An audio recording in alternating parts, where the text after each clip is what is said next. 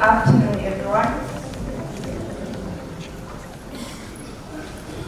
Yes, so Claudius Chepkemoi is my name, and I am an occupational therapist at Kenya, as you've been told.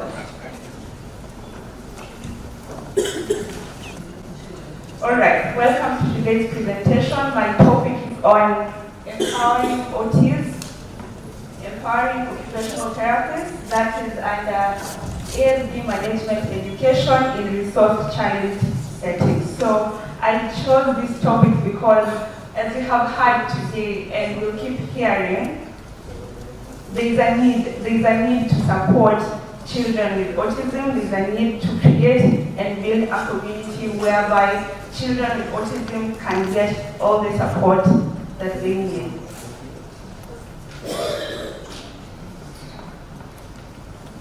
Yeah, so as we have seen earlier on, ASD management encompasses a lot of interventions, one of them being occupational therapy, speech and language therapy, behavioral therapies, and many other interventions.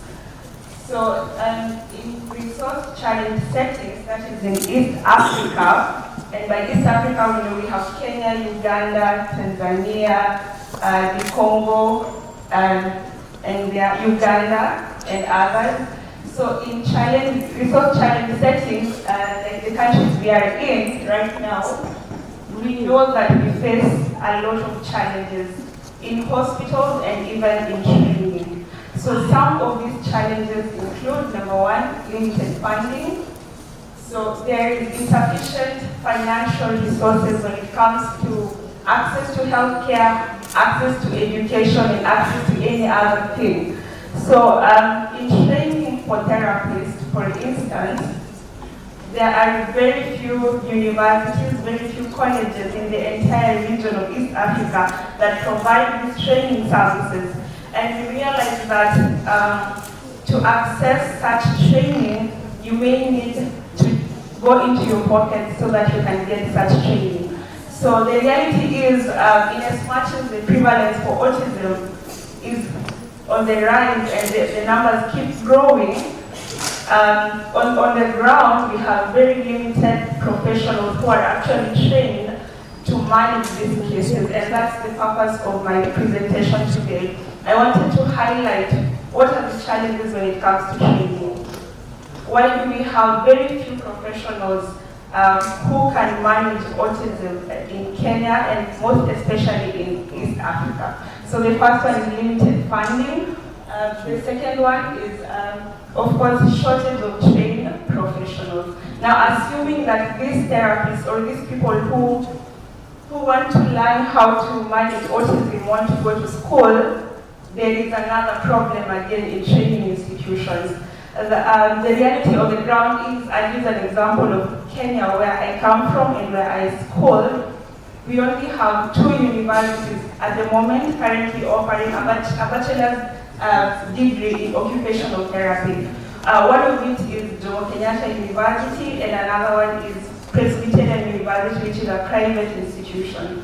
So those are the only 2 universities which offer a bachelor's level training in OT. And when you go to these universities, again, there is a shortage of faculty.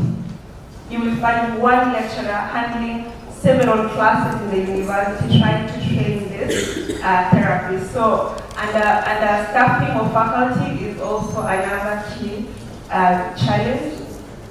Sorry about that. So I was talking about shortage of trained professionals who can actually train the therapists in the management of ASD. And lastly, the lack of community support, whereby we have inadequate support networks and community initiatives which hinder comprehensive care for autism.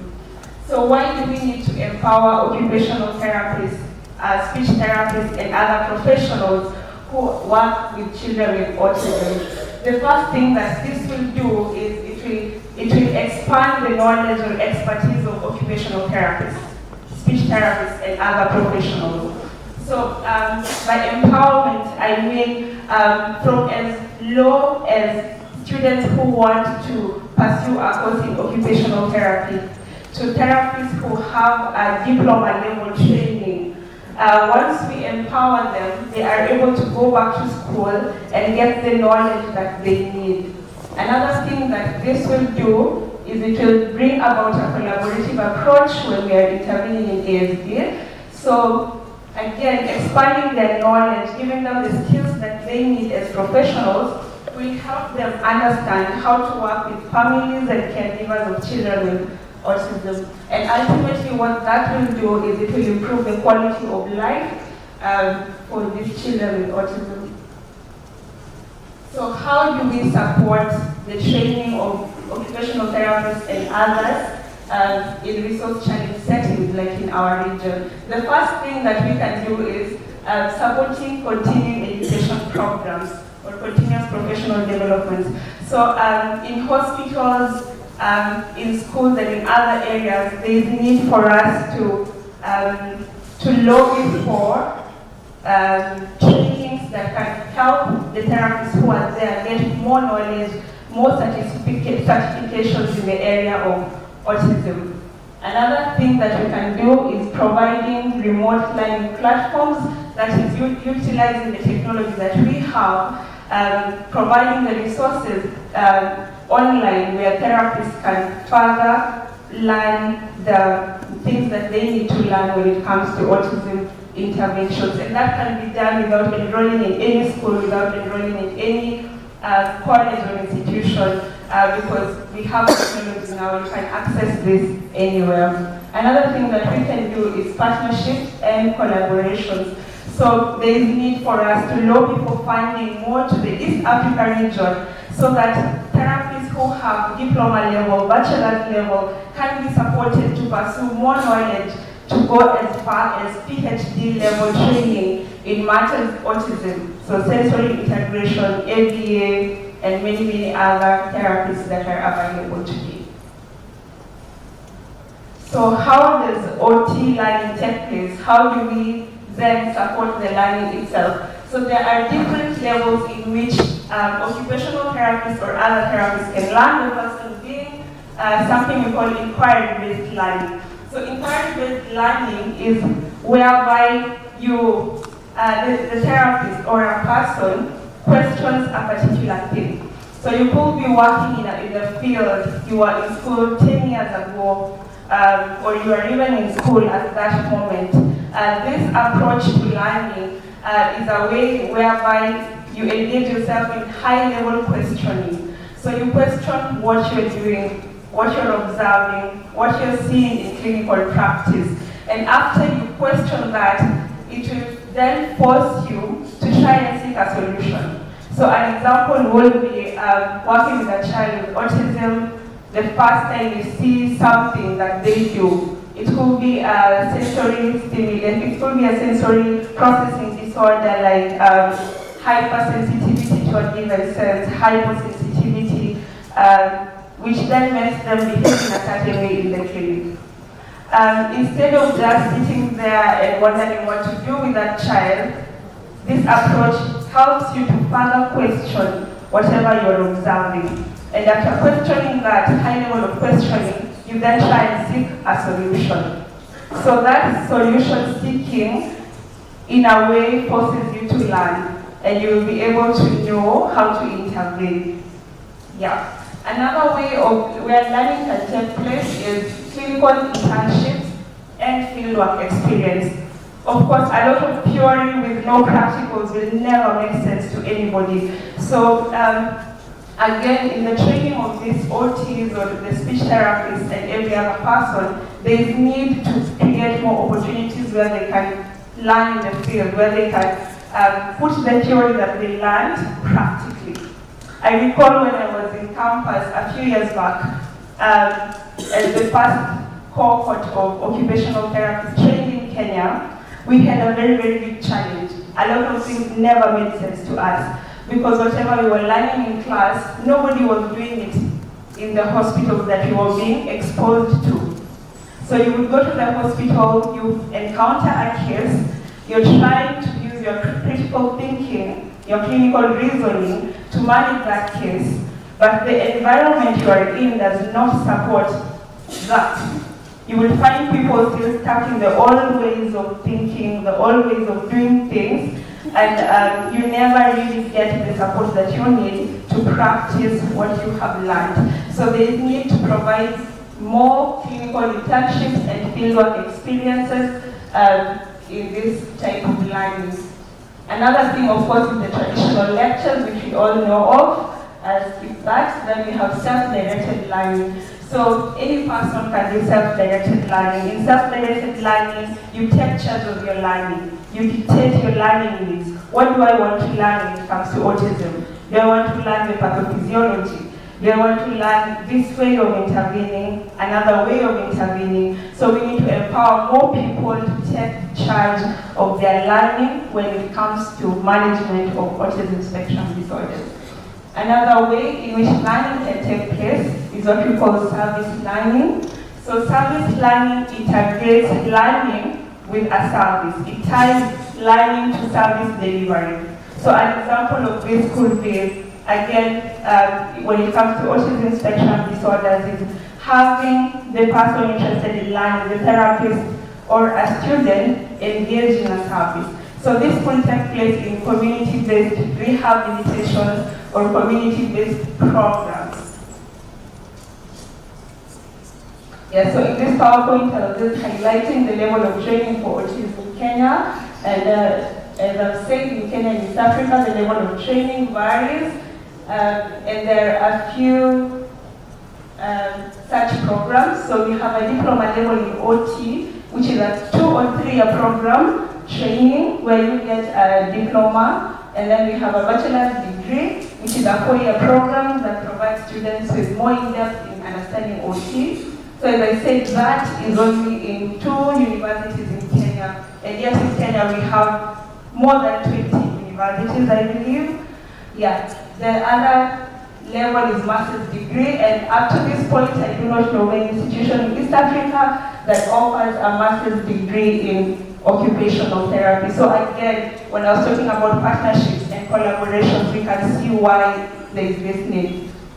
Yeah, so there is need for more occupational therapists and even speech therapists to train to a bachelor's and then a master's level training. And why is that so? Because as I said, there is a growing prevalence of the cases of autism. And one of the presenters was saying that Sylvia, the caregiver who had 2 children with autism, was talking about taking the therapist to a school setup. But who will meet him? Yet there is no one really who is trained to manage these cases. So to achieve such a goal, we need to empower each other. We need to empower other people to get this training, because in the near future we want to create a pool, a community where there is a lot of support when it comes to management of autism spectrum disorders.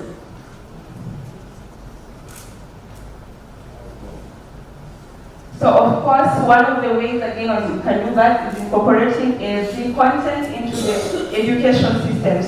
So this means that we need to do a lot of tweaking our curriculums so that it can really give specific management of ASD to the therapists before they come out of school. We need to provide more specialized ASD training, like training in sensory integration, which in our region is very lacking. We also need to encourage mentorship and peer support, whereby we encourage each other and learn from each other. And I cannot emphasize enough on continuous professional development. So I gave challenges and I aimed at giving solutions in my last presentations. So the first one was on limited financial resources. And one of the ways we can support is by seeking sponsorships. So we can lobby for government agencies, professional organizations and bodies, non-governmental organizations to provide scholarship opportunities for people who are interested in learning more about this management.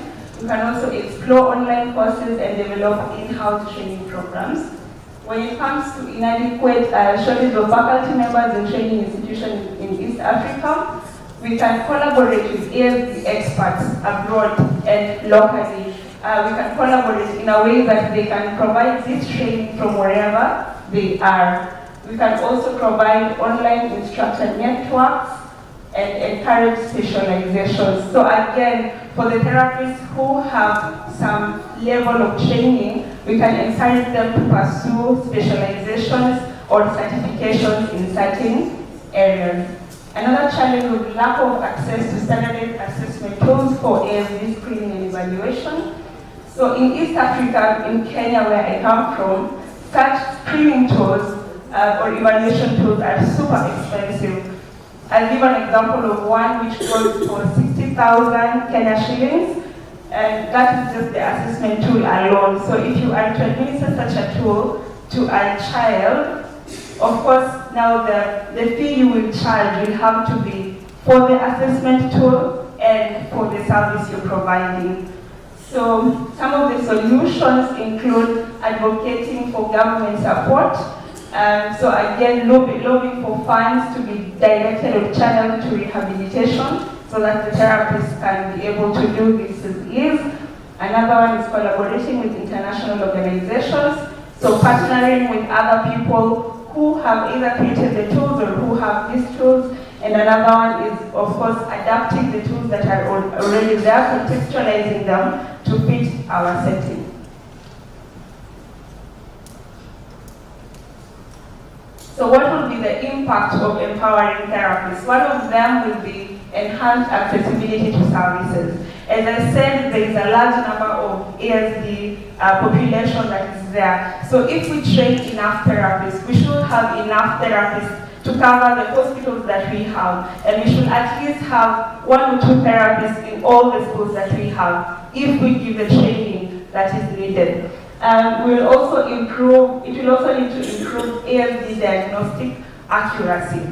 And for that, I'll give an example of a question I had somebody asking this morning, and they were directing it to a speaker who presented on dance and music therapy, and the question was, how do you know that this child will enjoy, that the sounds of the music will not lead to problems of the child, right? And I really wanted to chip in and answer that question, because if you do a proper OT diagnosis, or what we call an OT sensory assessment, in the beginning, you will be able to know whether this child is auditory hyperactive or is auditory hyposensitive. And that is the way to go. That is the starting point. It can help you to know whether this child can benefit from music therapy or dance therapy, or will it be a problem for them. So empowering OTs will lead to improve ASD diagnostic accuracy, which will help people know how to help their children. Another thing it will also do is it will increase parent and caregiver support, because now will be more than one person advocating for the needs of the child. Because even as professionals, one of our roles is advocating for the needs of these children. And of course, ultimately, all this will lead to high quality intervention programs when it comes to autism intervention. So there is a lot of benefits that we can get from empowering occupational therapists and other therapists when it comes to ASD interventions in resource challenge settings. So these were just some of the solutions I came up with. I know wherever you're seated, you have many, many more, and it's a call for us all to advocate and to lobby for more such actions so that we can support the children with autism. Thank you.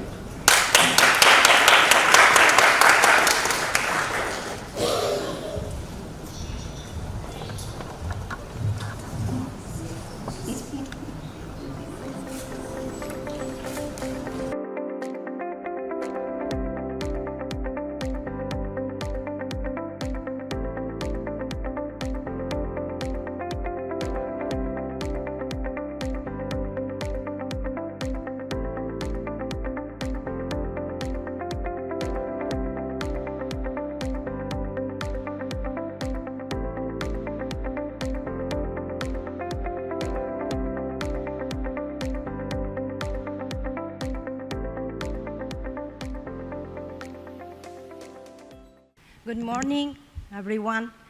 I'm very honored to introduce to you Dr. Temple Grandin. Dr. Temple Grandin is an American academician, an animal behaviorist, and internationally renowned spokesperson for autism spectrum disorder. Grandin is one of the first autistic people to document the insights she gained from her personal experience of autism. She is currently a faculty member of Animal Sciences in the College of Agricultural Sciences at Colorado State University. Based on her experience, Grandin advocates early intervention to address autism and supports teachers and professionals who can redirect the children with autism right in fruitful directions. She has been an outspoken proponent of autism rights and neurodiversity movements. In 2010, Temple Grandin was listed as one of the 100 most influential people in the world by Time 100, which named her in the Heroes category.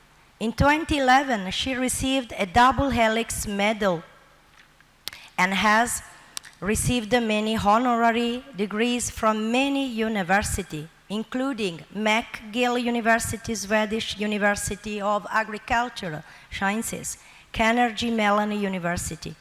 Grandin has been featured on major media programs. She was the subject of the Emmy and Golden Globe winning biographical film Temple Grandin. In 2018, Grandin as a feature in documentary This Business of Autism, which explore autism employment and the success story of autism employers. She has been written up in Time magazine, People magazine, Discover magazine, Forbes, and the New York Times. She is best known for designing the Hug Machine, which is a deep oppression gadget planned to calm extremely sensitive people, ordinary people with autism. Temple Grandin, thank you. Hi, I'm Temple Grandin. I'm a professor of animal science at Colorado State University. In fact, I've been at Colorado State University for a long time. And I have autism. I had no speech until age 4. And I was very, very lucky to get into some very, very good early education. I cannot emphasize how important it is to get little 2-year-olds and 3-year-olds who are not talking into therapy. And if therapy is not available, then you get grandmothers to work with the child. Get grandmothers that know how to engage that child, teach them how to take turns at little games. Let's say the kid's lining up blocks, then have the child take turns with you lining up the blocks. Also, you want to teach speech. I want to give you a hint. Slow down when you talk to these kids. Slow down and give the child time to respond.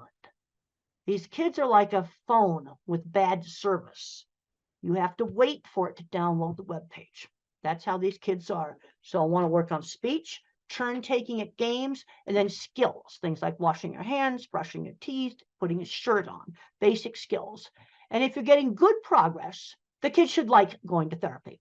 The child should enjoy therapy. And if therapy is not enjoyed, then you're pushing them into sensory overload.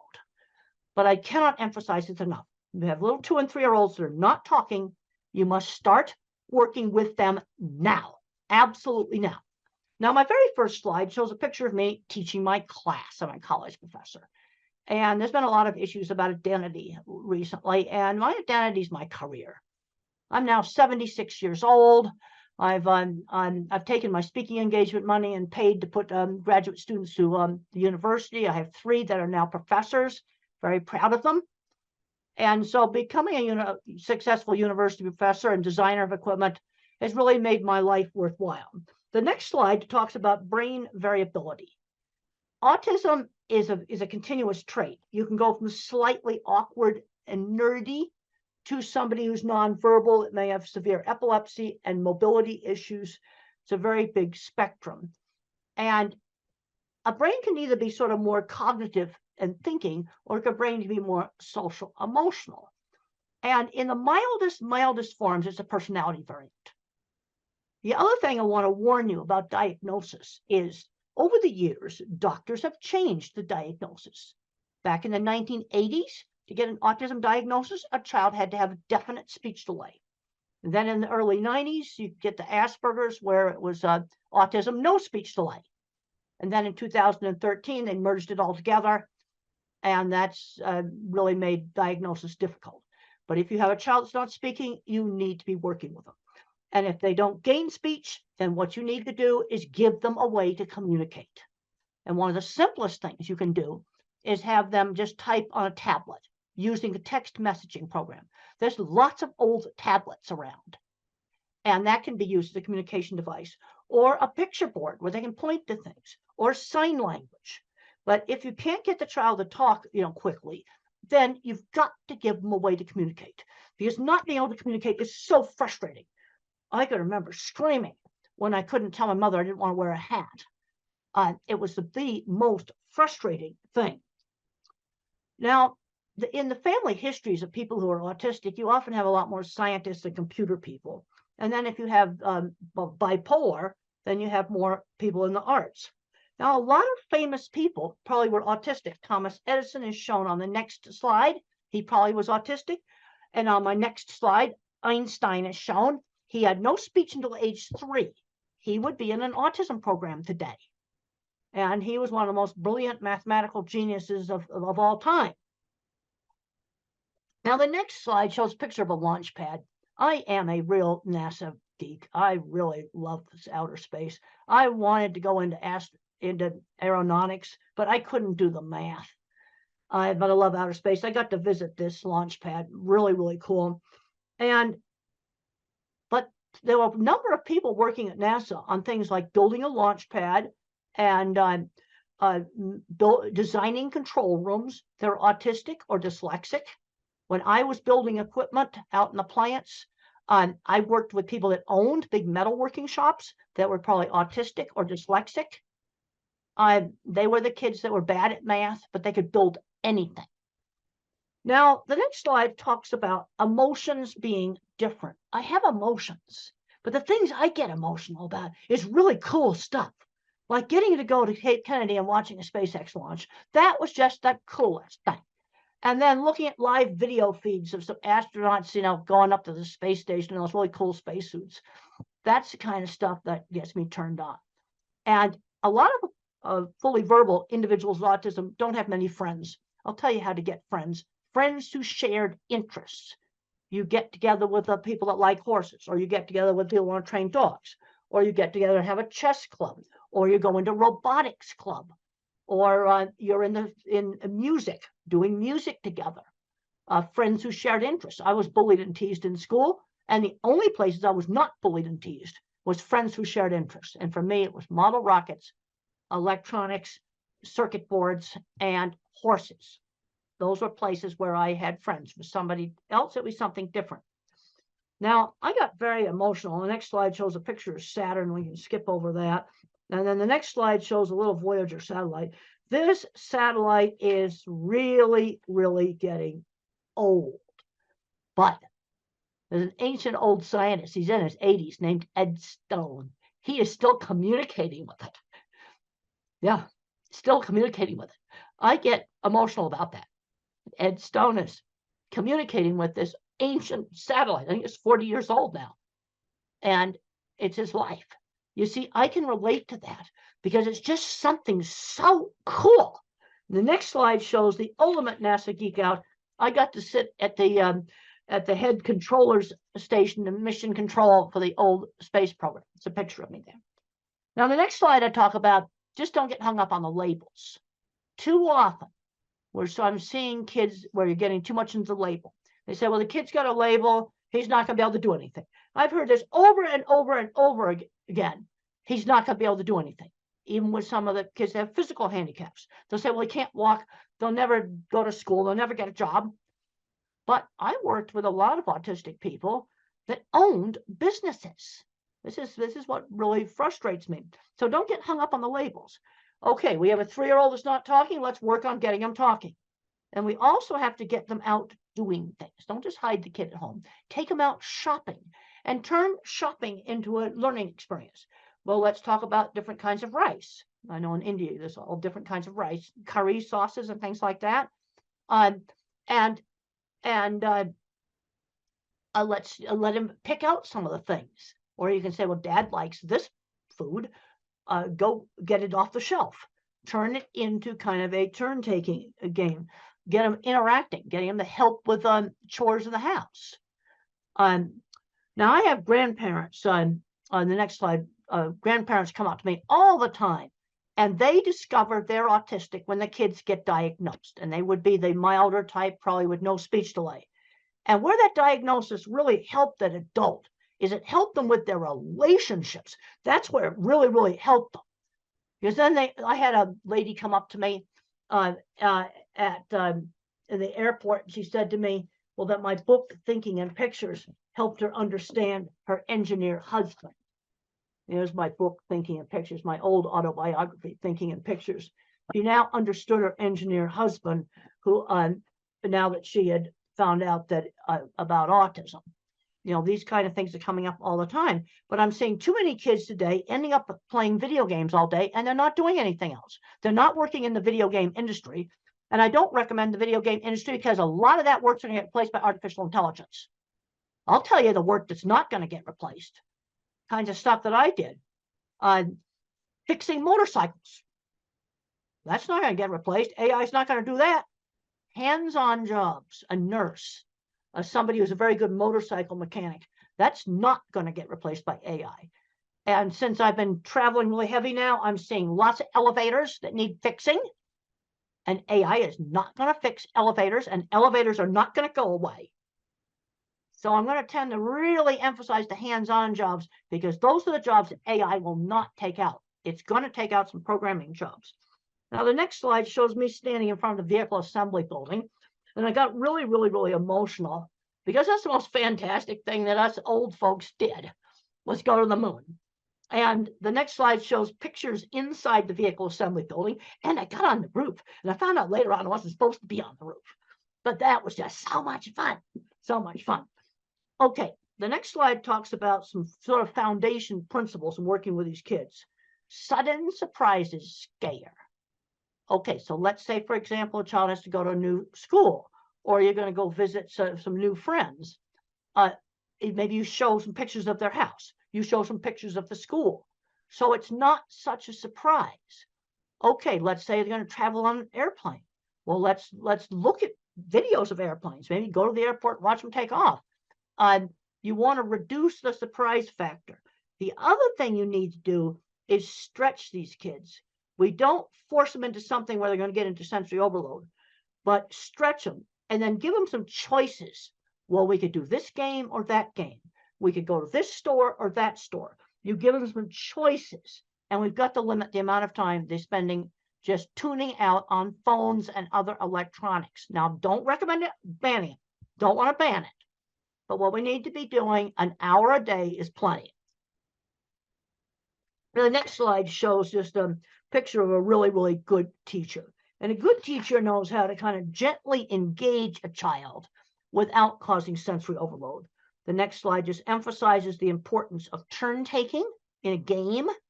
And if you were to use a game that's on a phone, I want one phone physically passed back and forth. Physically pass the phone back and forth. So it's a true interaction. Now, the next slide talks about teachable moments. This is a 1950s way of parenting. And I think it's a really good way of parenting.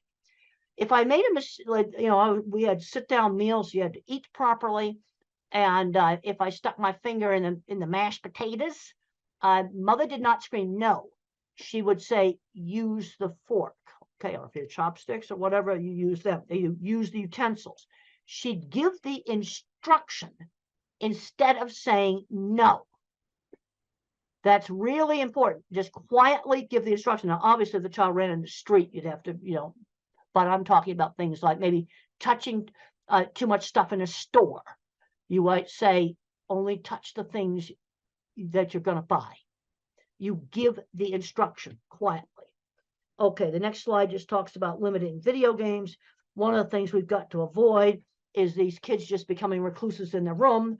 But then on the other hand, due to problems with sensory, and sensory problems are real, Some of these kids need some time just to calm down, just some time to chill. And that is okay. But some of the recent research going on with the social media use, again, I don't want to ban this stuff. Some kids play a video game where they can talk to friends. That I don't want to take away from them. But they can't be doing this for 10 hours a day. That's something that just cannot be doing. The next slide talks about just providing some choices. So you might say, well, you could do robotics, or you could do soccer, or you could be in a theater group, or you could be in the school band. You could do karate's. Cub Scouts is an American program for kids where they learn camping and other skills. So we're going to get out and we're going to do things, but you give them some choices. Now, the next slide shows a little child blocking his ears. Sensory problems are real. That's part of autism. And one of the ways to help a child that's afraid of something that's really, really noisy is to let them control it. Hair dryers, vacuum cleaners. Let the child turn that thing on and off where they control it. And I've talked to several families where the vacuum cleaner went from those hated fear thing to their favorite toy when the kid could control it. Same thing with car horns.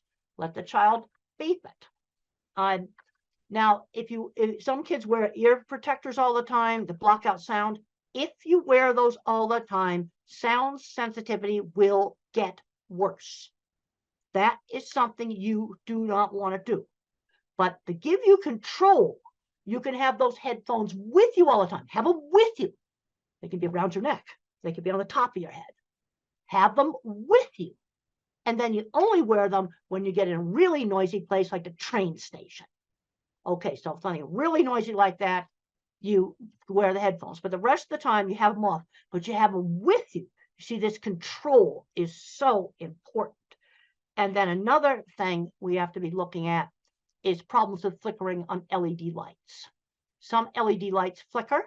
I just found out one of my students who's not autistic, but sensitive, that our beautiful new lecture hall has lights that flicker.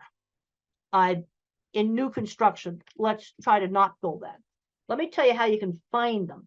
Take this thing out here, right here, put it on slow motion video, and take pictures of the room, and you'll find the bad lights. So what do you do if you have a classroom with awful lights, which unfortunately, I just found out that our beautiful new classroom has awful lights. Well, there's two things you can do. Put the desk over by the window, or go find an LED that does not flicker. Put it in a lamp that the child could bring to school and put next to the desk, and wear a hat with a brim. That will also help block out the ceiling lights. So I want to try to give you simple stuff that you can go. Now you can skip over the slide here about the headphones. We already talked about that. The next slide talks about sensory perception and autism. And these sensory sensitivities are part of the neurobiology of autism. And they're very variable. Like, I do not have visual sensitivities. I teach classes in this classroom. I didn't see it flicker. You see, this is where autism is so variable. One individual or adult will have problems with lights flickering. Also, you can get it in some dyslexics, not all of them. Also, some head injuries, too, can also give problems with lights flickering. But sensory problems go with it. Then the next slide talks about just checking for deafness. Auditory threshold's normal, but there's a problem with auditory detail. It's very important when you're teaching these kids speech, slow down when you talk to them. Because when the parents talk fast, blah, blah, blah, blah, blah, blah, just want to blabber, you got to slow down when you talk to them. Give the child time to respond. They're like a phone with a bad connection. Give them time to respond. And even though the threshold for hearing a faint sound, if let's just give an example. If I said the word dog, maybe the child just hears oh. So when my speech teacher worked with me, they'd go dog, and then they'd go dog, really slowing down and enunciating the sounds.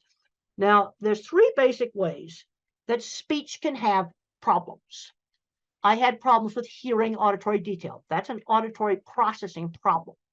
Then I had problems with getting my speech out, almost like a stutter. But now the next slide just talks about echolalic kids. Echolalic kids are the ones that will recite TV show and movie scripts, things that they've listened to over and over and over again. But the problem is they don't know what the speech means. They don't know what it means. So what you have to do is find some lines from that movie that you can put in a real situation. I was just up in Canada, and a teacher told me that this little boy sung on Yellow School Bus, something he'd heard, Yellow School Bus. And I said, that's an easy one. When you go out to the school bus, which happens to be yellow, you say Yellow School Bus, that line from the script, just as you're going up to the yellow school bus.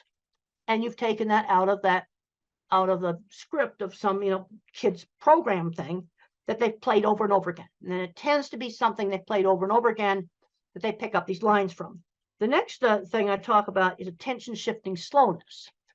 You see, if you're a phone with only 1 bar of service or a computer with a very small processor, it's hard for me to multitask. It's hard for me to switch attention back and forth. This is why multitasking jobs can be so difficult. Like a busy takeout window or a very busy restaurant where they just have to dish out a lot of orders all at once. That would be a problem. The next slide shows it's an old study done by Ami Klin with some of the very early eye tracking software. And they watched a movie called Who's Afraid of Virginia Woolf, an old black and white movie. But look at how many times the normal person looked back and forth between the eyes. There's nothing in this paper about attention shift. It's all about social. The normal person looked at the eyes. But I looked at this, the autistic's trying to read lips in the mouth, and look at how many times the so-called normal person has shifted attention compared to the autistic. This is the best picture I have gotten, this ancient old paper on attention shift. Now the next slide just shows a thing that I did on a childhood assignment when I was 5 years old, and I was so frustrated. And I was supposed to mark the pictures that began with the letter B. B as in beautiful. I knew my alphabet, and I marked a suitcase as a B for bag. And they didn't give me time to explain that in my family, we called them bags. And it was so frustrating because I understood the B concept. The next slide shows how some people that have visual processing problems can actually have images break up. And this is a slide from some of the people with migraines also have some of the similar things. The next slide just shows some video interference that might be kind of give you an idea of what the individual very severe visual processing problems might have. And if you're working with nonverbals, there's some really good books like Tito Mukhopadhyay, he's from India. How Can I Talk If My Lips Don't Move? It's a great book. And he describes problems with sensory scrambling, visual scrambling, and problems with motion. The next slide shows an escalator. And children with visual processing problems or adults with visual processing problems often hate escalators. Another thing that they'll complain about is the print jiggling on the page when they read. The next slide just shows that. It shows the print jiggling on the page. Now, I want to make it very clear. This does not explain all dyslexia. It only explains some dyslexia. Okay, the next slide shows some simple things that you can use. Try printing the homework on different pale colored papers. Now, this is one of my children's project book, Calling All Minds. And look at how it gets some nice light blue there. Like try printing the homework on a real pale, light colored paper. Try maybe pale green, pale tan, pale lavender, pale purple. I've seen this really work. Experiment with different fonts on the computer, experiment with different backgrounds, and that may work. It only works on a subgroup. And then I already talked about using the light to block out some of the bad lights. The next slide just talks about very severe sensory problems. Extreme efforts required to screen out background noise. For example, if I'm in a noisy restaurant, very hard for me to hear. And I also have problems with fast chit-chat conversations. They just go too fast for me to follow them. The next slide is the title of a paper called Environmental Enrichment is an Effective Treatment for Autism. That's the title of a paper. And what's done in this is you might hold a warm cup and then smell maybe cinnamon. Okay, so you're stimulating two senses at the same time with a lot of emphasis on touch and smell. Or you might listen to music and hold a cold water glass. You know, very simple things.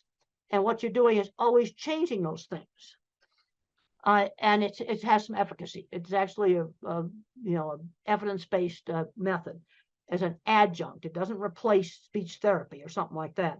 Next slide are some of the really best books written by individuals who do not speak, but they have a good brain inside there. And my favorite is the one from India, Tito Mukhopadhyay, How Can I Talk My Lips Don't Move? Is my absolute favorite. It's available on Amazon as an ebook. These are all available on Amazon in ebook format, which makes them easy for you to get. And if you're working with a child that does not learn to speak, these books, you must read these books. You know, they're wonderful books, and you'll really understand. The next slide just shows some brains. And the thing is when you hear a word, you see a word, think about it, different parts of the brain turn on. Now, where we've got a problem in the brain is lots of times with the interdepartmental communication between these different parts. The next slide just shows, next two slides just show some really cool brain scans that were done on me of the interconnecting circuits. And then we can go down to one that says axon projection field much less organized. One of those is mine, and the other one is a so-called normal one. And this explains why I had problems with expressive speech. I had less fibers for speak what I see. The next slide just circles the less fibers. And then on auditory, I got just a little tiny one. I'm not auditory. The thing I can't emphasize enough, showing in the next slide, there's a three-dimensional drawing drawn by an autistic child. Develop the kid's strengths. And this is something I really emphasize in one of my newer books, Visual Thinking, The Hidden Gifts of People Who Think in Pictures, Patterns, and Abstractions. Work on the strengths. So how do you figure out what a kid's strengths are? Well, visual thinkers like me like to build things, and we like to do drawing. Art and mechanics, those two things go together. You might have another kid who's mathematical, then move that kid ahead in math. Or another kid that loves verbal facts. These are history lovers. And move them ahead in the thing that they're good at. The next slide just talks about my ability in art was always encouraged. And I was encouraged to do lots of different art, because a lot of these kids just want to do the same anime character over and over and over again. And people get bored with that. No, we need to be broadening it out. I would draw a horse head. Let's draw the whole horse. Now, the next slide just shows how I see movies in my head. Everything I think about is a picture. Where the mathematical find things in patterns, I think in pictures. Also, really pay attention to detail. I've got a picture there of eclipse shadows through a tree. And being a visual thinker, somebody who really thinks in pictures, this was really an asset for me in animal behavior, because I looked at what the animals were looking at. That's what I did. Other people couldn't, that think in words. They couldn't understand, why would I want to look at what cattle were looking at? That's kind of ridiculous, but it's important. Next slide just shows seeing a car through the fence, picking up little details in the environment. Animals live in a sensory-based world. They don't live in a word-based world. They live in a sensory-based world. Next slide just talks about some things that have been learned about autism on auditory capacity, much really good pitch discrimination, hearing unexpected sounds. The next slide just shows a curved cattle handling facility. Being a visual thinker really helped me in my work. It was really, really good. The next slide shows how they recreated one of my projects for the HBO movie. And one thing about the HBO movie, Temple Grandin, that is available from the streaming services, it shows how I think visually. It is absolutely accurate on how I think visually. Next slide just shows starting my career in construction and design. And mentors are important. My mother, my speech teacher, my third grade teacher. I had a great science teacher who encouraged me and got me interested in studying. And then there was a man named Jim Uhl who saw my skills and mentored me in getting my business started. And the next slide just shows one of my drawings. One of the things I learned is when you're weird, when you go for an interview, I would just show off my drawings. I would just show off my work. Here's some right here that I like it will show off on Zoom.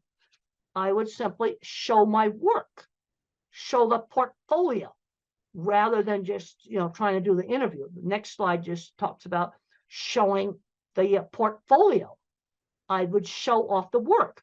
Or if if somebody's really good at a lot of computer stuff, they might show off a computer they built or show off some programming they did. Show the work rather than yourself. The next slide just shows big, complicated piece of equipment. Yes, I worked with people that had autism that built these things. This is what gets me very frustrated as I go back and forth between the educational world and the autism world and the industrial world. We have a big issue right now with skill loss. We don't have anybody to fix the elevators. They're in the basement playing video games on an autism diagnosis.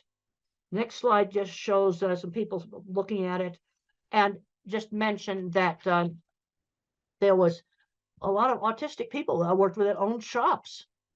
But one of the mistakes that's been made in a lot of countries is taking the hands-on classes out.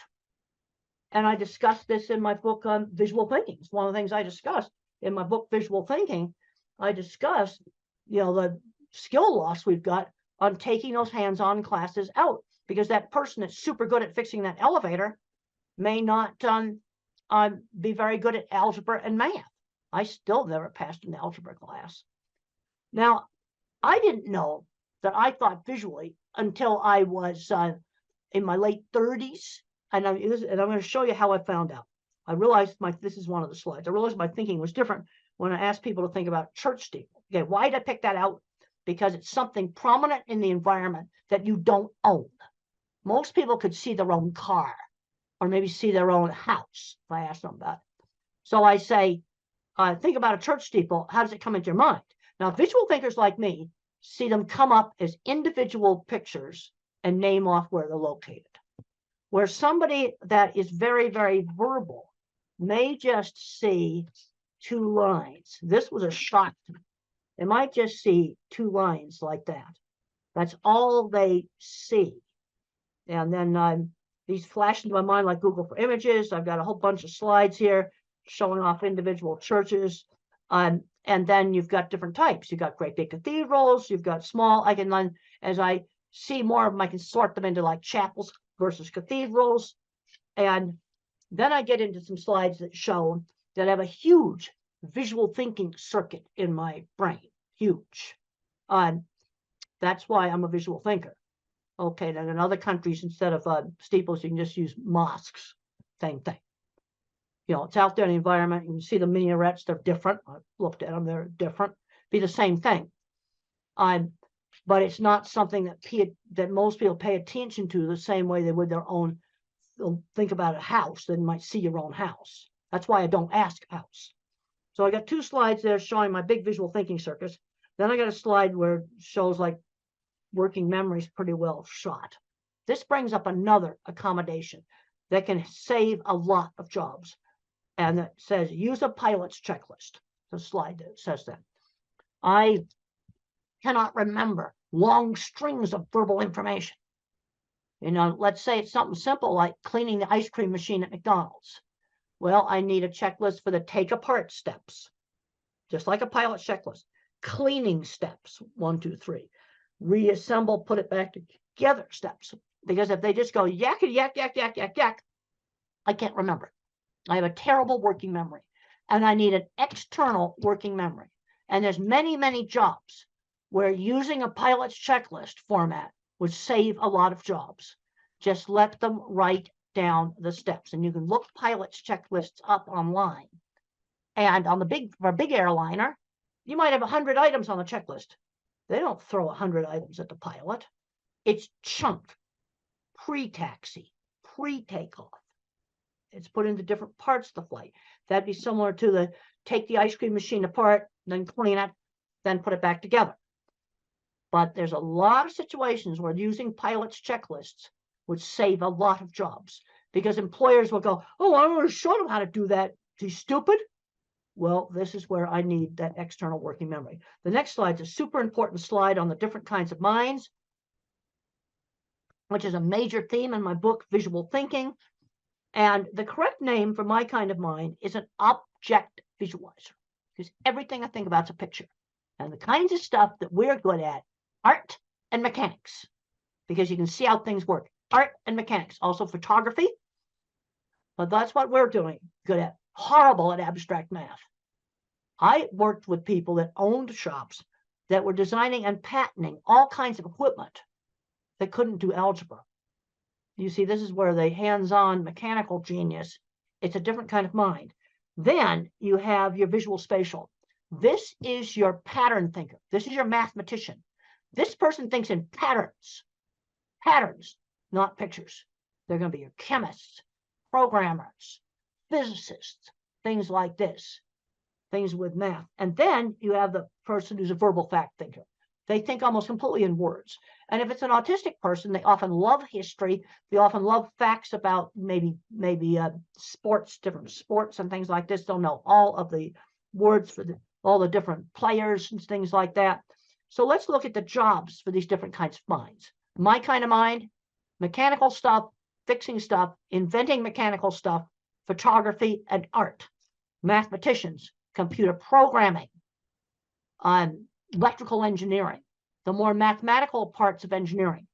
Because one of the things I've found in working with these big food companies is that the shop people, people like me, invent mechanical equipment. The more mathematical mind has to make the refrigeration systems in a food processing plant work and make the boilers work. That stuff requires more math. So you need the mathematician mind to do engineering. But you also need my kind of mind who can't do algebra to work on the mechanical things. And then what the verbal thinkers, good jobs for them, specialized retail. There's been some really good successes in selling cars, selling specialized business insurance, selling sporting goods, where they're recognized for their knowledge of the products, selling phones, and not try to sell somebody the most expensive phone, but sell them the phone that's right for them. Because where we're really falling down is on the job front, getting them into jobs. Let's start off with chores for little kids, 11-year-olds, maybe helping out at a fruit stand or, some little market stall, doing a job at a community center, walking dogs for people.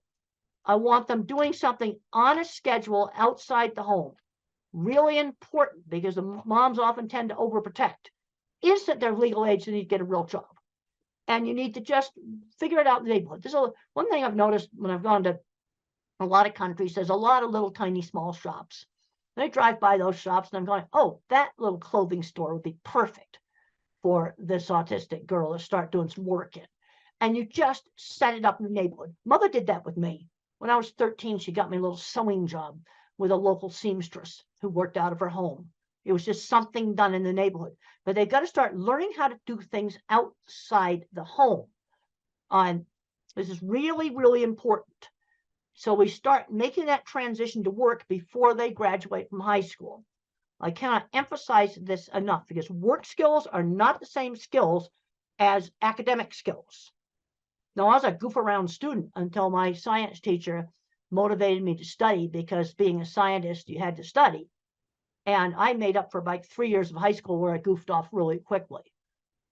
But I'm seeing too many kids where they're not learning how to drive. They're just not learning any skills. Okay, when I was 8 years old, the next slide talks about use a variety of teaching methods. When I was 8 years old, I couldn't read. Mother taught me with phonics. I already knew my alphabet. And she would read out loud, find a book that I was interested in. We had a book in the US called The Wizard of Oz, a really fun book. And she'd stop at an interesting place and then have me read more and more. And I very quickly learned to read with phonics. It wasn't that hard. There's all kinds of complicated stuff online. Oh, we didn't use any of that stuff. I already knew my alphabet. And I already knew the little alphabet song, A, B, C, D, E, F, G, yeah, the little song. And that has half the sounds. And I was able to learn how to read. And I very quickly went from I was 8 years old, no reading. I immediately went up to the 12-year-old level of reading very quickly. This next slide just shows like there's kind of two ways that mathematicians kind of do things. You have the one that's all totally algebra, then the ones that are more geometric. The next slide just says if you use a Google image search and you put mathematical terms in, you can find so many great stuff. Then I've got a slide of a plant that has mathematics in it. Then I've got another slide that shows Penrose tiling. That's what Stephen Hawking used. And I really, really like what Stephen Hawking had to say about disability. Concentrate on those things. Your disability doesn't prevent you from doing well. He could do math in his head super well. Next slide just talks about getting interesting magazines and things in the school library, fractals. I've got a whole bunch of slides here that just show cool, interesting stuff.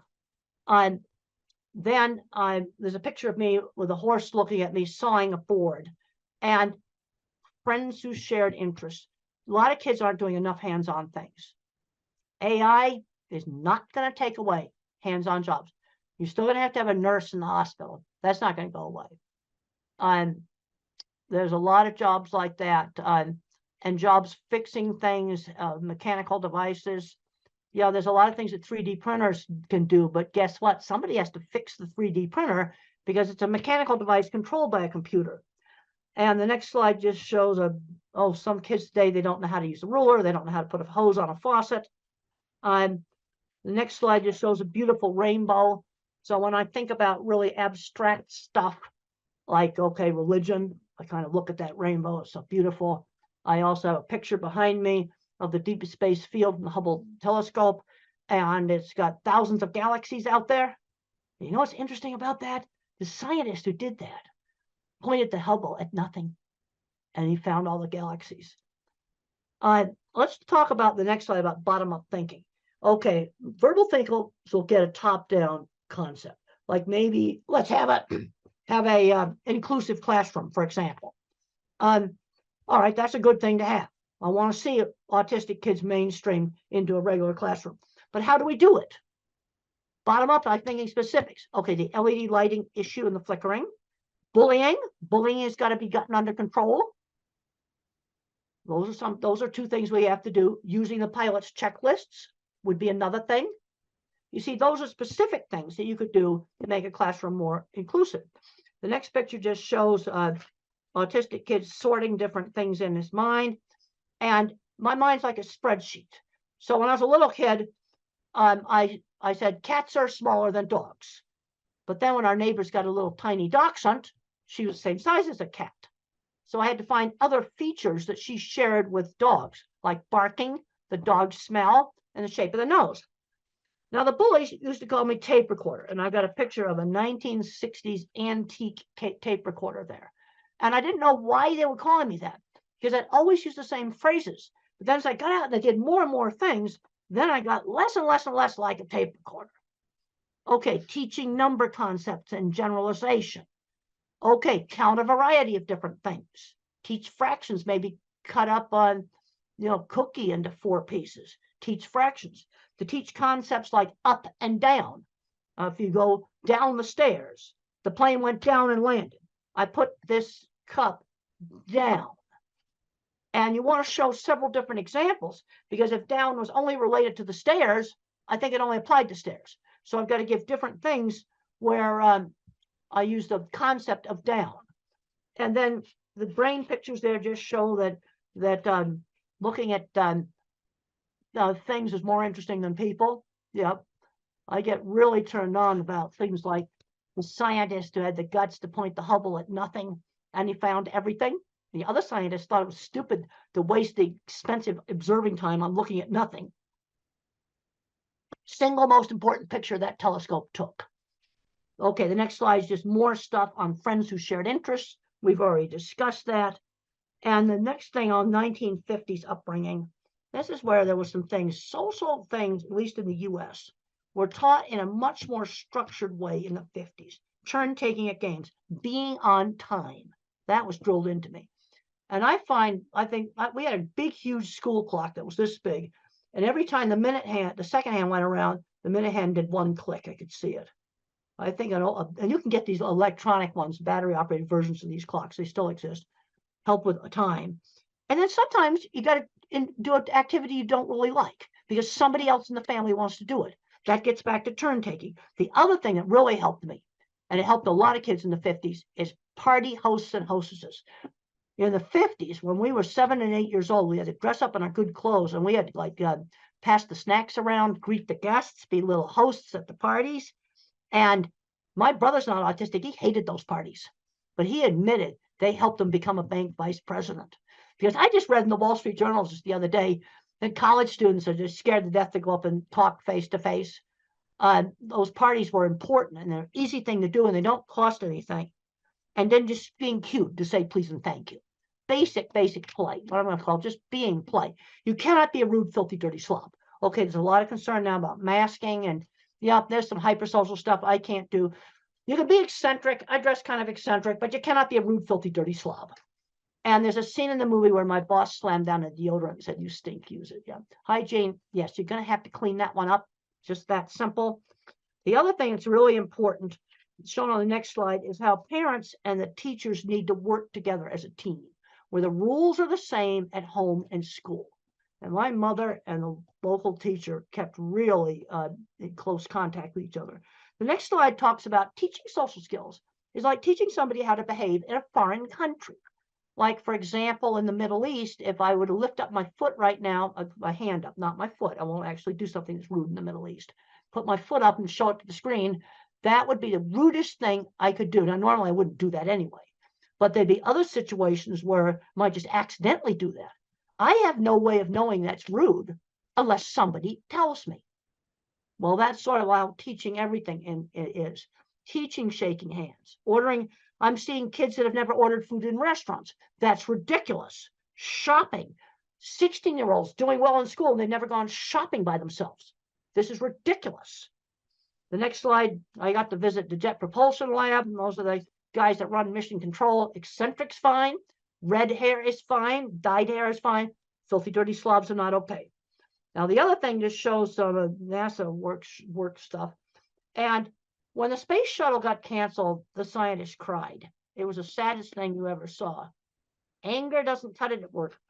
People who throw tools get fired at NASA. Now, I'm trying to get through all of this to stay within the hour. I think I'll be able to do it. Now, rules. Which rules do I really have to obey? Now, I have to obey, you don't do really bad things. No, like just break into stores and steal stuff, destroy property, kill people. These are things that in most societies you just don't do. Then you have the courtesy rules. They're different in different cultures. Saying please and thank you, for example. Then you have illegal but not bad. Those are some rules you can break. A little bit of speeding is okay. Too much speeding, absolutely not. And then you have rules. I call them the sins of the system. These are getting so sensitive right now, I just about won't even mention them. But they're things that can get you in more trouble than the really bad things that are forbidden in every society. I mean, just wrecking property, killing people, stealing stuff. That's stuff that in every society. But these are things where I'm just going to say this list is expanded. And the penalties are really, really severe. And you don't touch these dogs. They bite hard. Don't touch them. And they're getting so controversial, I don't even want to mention them. Okay, teaching values.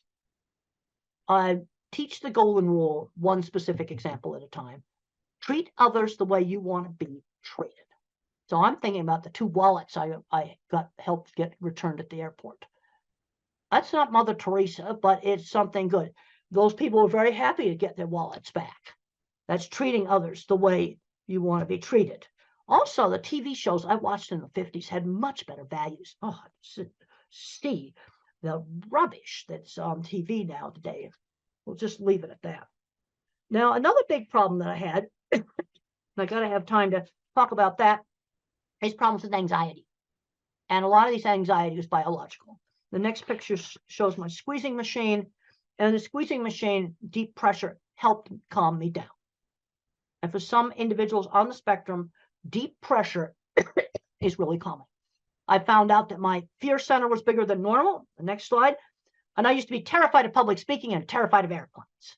And one of the ways I got over being terrified of airplanes was getting to ride in the cockpit and making aviation interesting. Take the thing they're scared of and make it interesting. Things get interesting. They tend to be less scary. But I have been taking antidepressant medication for the last 40 years. I'm on an old drug. Okay, it's fully explained in my old book. And you know what? The meds haven't changed. The generic meds are the same stuff we had 25 years ago. And so thinking in pictures is still accurate. We just did some revisions just a couple of years ago on it. And if you're thinking about, especially for a teenager or adult taking medication, I'd recommend reading a chapter that I call A Believer in Biochemistry. But a big mistake made with antidepressants is too high a dose, way too high a dose. Starter dose or less. Because if you go too high a dose, you get agitation and insomnia. No, the medication saved me. Colitis and other very bad stress-related health problems cleared up. They really helped me. That there's way too many drugs given out to little kids. Way too many powerful drugs given out to little kids. I'd take an old-fashioned antidepressant, Prozac or fluoxetine or sertraline, that's Zoloft, or Celexa. Some of these other drugs also work well. The next slides just show a rear view of my squeeze machine and how you can do cushions for doing deep pressure on children. There's another slide there showing swinging a child. And sometimes when you swing a child or when a child rides a horse, they say their first words because of the rhythm. Another slide just shows a weighted vest. These are things you can try. They don't work for everybody. See, this is the problem. Work for some and not for others. But if you work on kind of desensitizing to touch, that can be really, really helpful. You see, I could control the squeeze machine. Let's get back to this whole thing of control. Exercise. A lot of kids aren't getting enough exercise. I got a slide in there saying I do 100 sit-ups every night. I hate every one of them. Burst of hard exercise really can be helpful. Really helpful. Then my elementary school life skills training, we talked about the party hostess. Another thing I sold candy for charity, and I was shopping by myself, a little toys. I got a little allowance, and I'd buy comic books with that. But if I wanted this little toy airplane, I had to save for 2 weeks. I was learning how to save money when I was 7 and 8 years old. The next slide just shows my work experience. I had a lot of work experience before I graduated from college. This is really important. I cleaned a lot of horse stalls.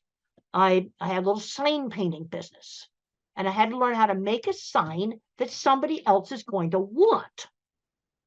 And my first sign was for a hair salon. So I put shampoo lady on it from a brand of shampoo. The next slide shows an ugly shed that I made look nice. You see, I had to do work that other people would want. And the next slide shows me painting a goofy sign for the Arizona State Fair. You know how I got that job? I showed off photographs of my signs. And the next slide shows my sign painting truck. And how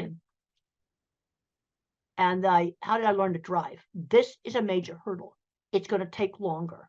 You have to spend more time practicing in a really safe place, like a big stadium parking lot, a big open field where there's nothing to hit, absolutely nothing to hit.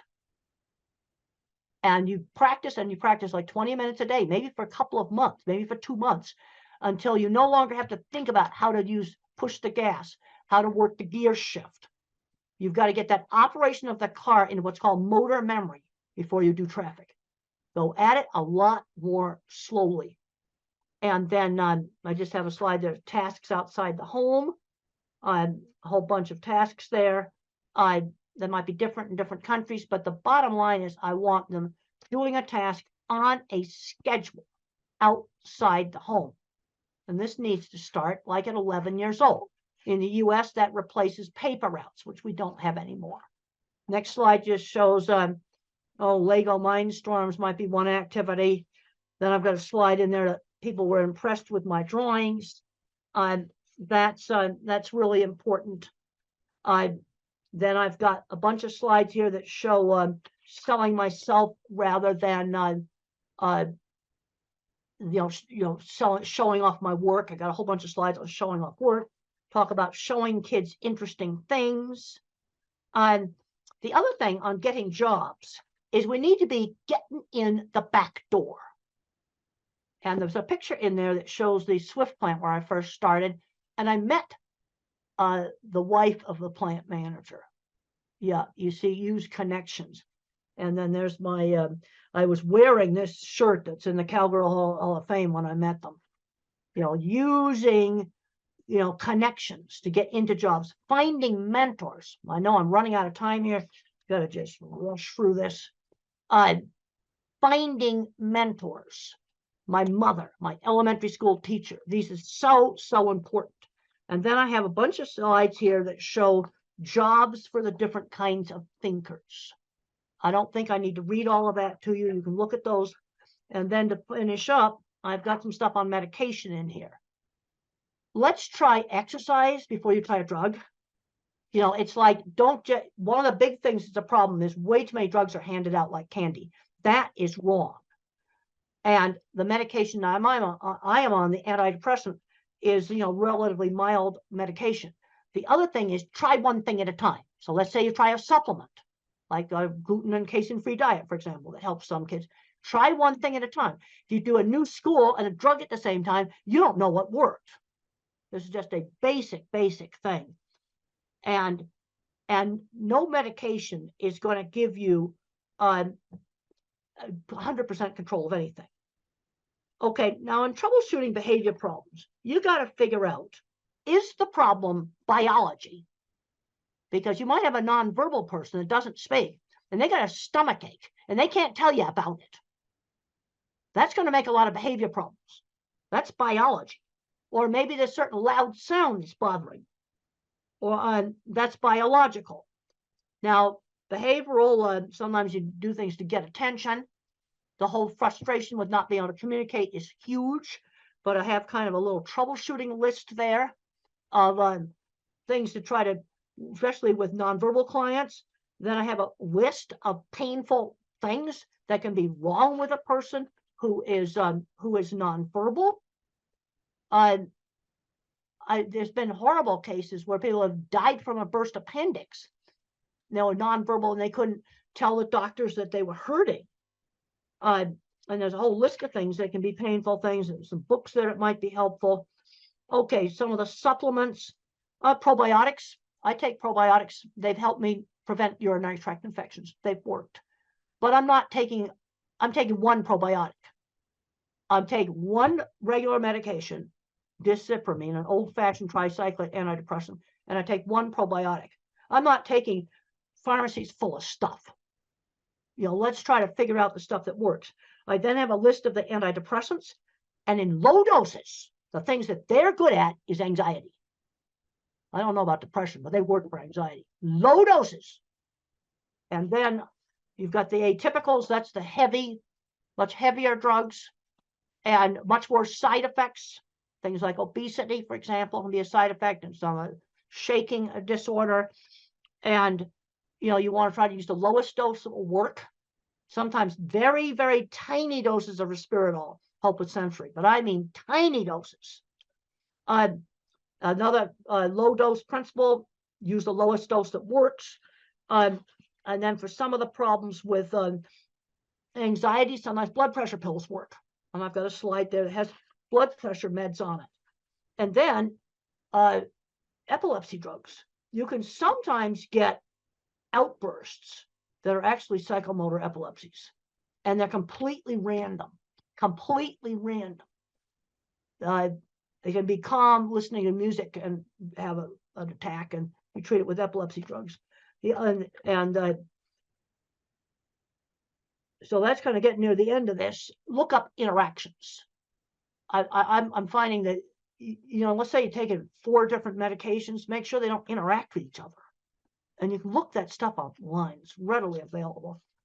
But there's a tendency sometimes to just, okay, we got one little problem, we just throw another drug at it. That's wrong. But on the other hand, I'm not anti-drug because I think this medication saved me that I'm on. And I write about it in this book. And even though it's 27 years old, it's still accurate because the generic stuff's still the same. And I'm taking a probiotic that prevents urinary tract infections that the doctors could figure out how to stop my urinary tract infections. Now I just take it. They gave me antibiotics to clear it up. And then what the probiotic does is it prevents it. And that's worked for me. Now something may, but that's two things. That's not shelffuls of stuff. Well, I think we've run out of time. I had an hour and it's been wonderful talking to you by video. I think we've covered a lot of stuff and it's been great to be here by video. And I want to thank the hosts there for staying on and letting me talk to you because I do a much better talk when I got people there I can see and talk to. Okay, thank you.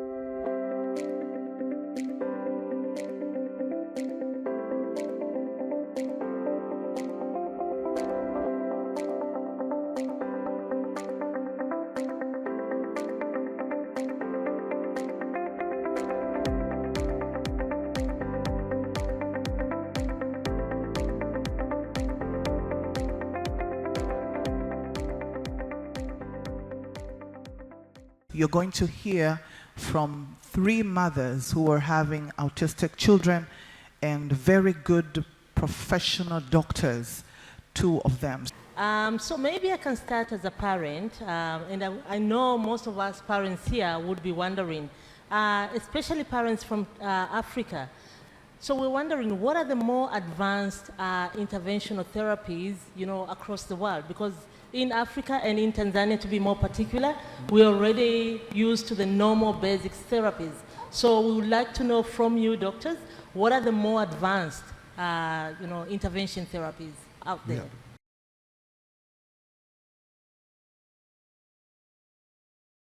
Thank you, Sarah. So I think you want to know about the rehabilitation therapies. Exactly. So as we know that the pillar stone or the basic conventional treatment for autism is neurorehabilitation, and that's the foundation on which the whole treatment for autism or cerebral palsy or intellectual disability basically leans on. So of course all of you know about occupational therapy and speech therapy, and we also do physiotherapy as well as special education and ABA therapy. So these are very important and have been tried and tested for many years now. But what we also have, especially in India now, we have aquatic therapy. So aquatic therapy is, children love water, right? So basically if you make them like swim in water or do specific therapies in water, they calm down better and it helps them concentrate better, their coordination improves. So coordination is one of the major issues in children with autism. So aquatic therapy has a big role to play in a comprehensive part, as being part of a comprehensive treatment for autism. Apart from that, of course, sensory integration therapy. We are aware of sensory integration therapy as a part of occupational therapy, but it's a science in itself because the information processing is a problem in children with autism. So sensory integration therapy, then art-based therapies, animal therapy. I think it's a beautiful therapy. Children are very sensitive and the animals are so sensitive. Like we have trained dogs and horses are a very good medium who sense the children's despair or their moods very well and help them settle down, and they work together beautifully. So animal-based therapy has come up as a part of, as one of the treatments for autism. So what we believe in India and in Eurogen is that it's important to do teamwork.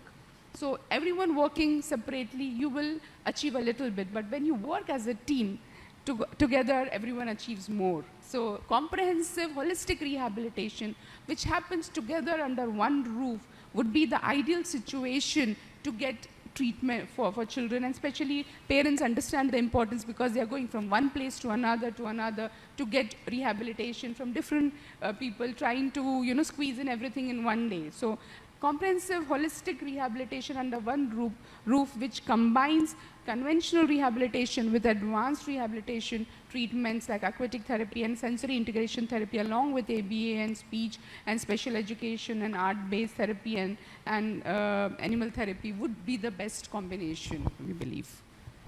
Thank you very much. Thank you, Dr. Nandini. That was very well answered. But to answer your question, what is required, as Dr. Nandini said, is comprehensive rehab. In autism, the children require occupational therapy, speech therapy, behavioral therapy, psychological therapy, special education, art therapy, aquatic therapy. They require a combination. What happens in most parts of the world, you will have an occupational therapist who will only give occupational therapy. Then you have a speech therapist who will only give speech therapy.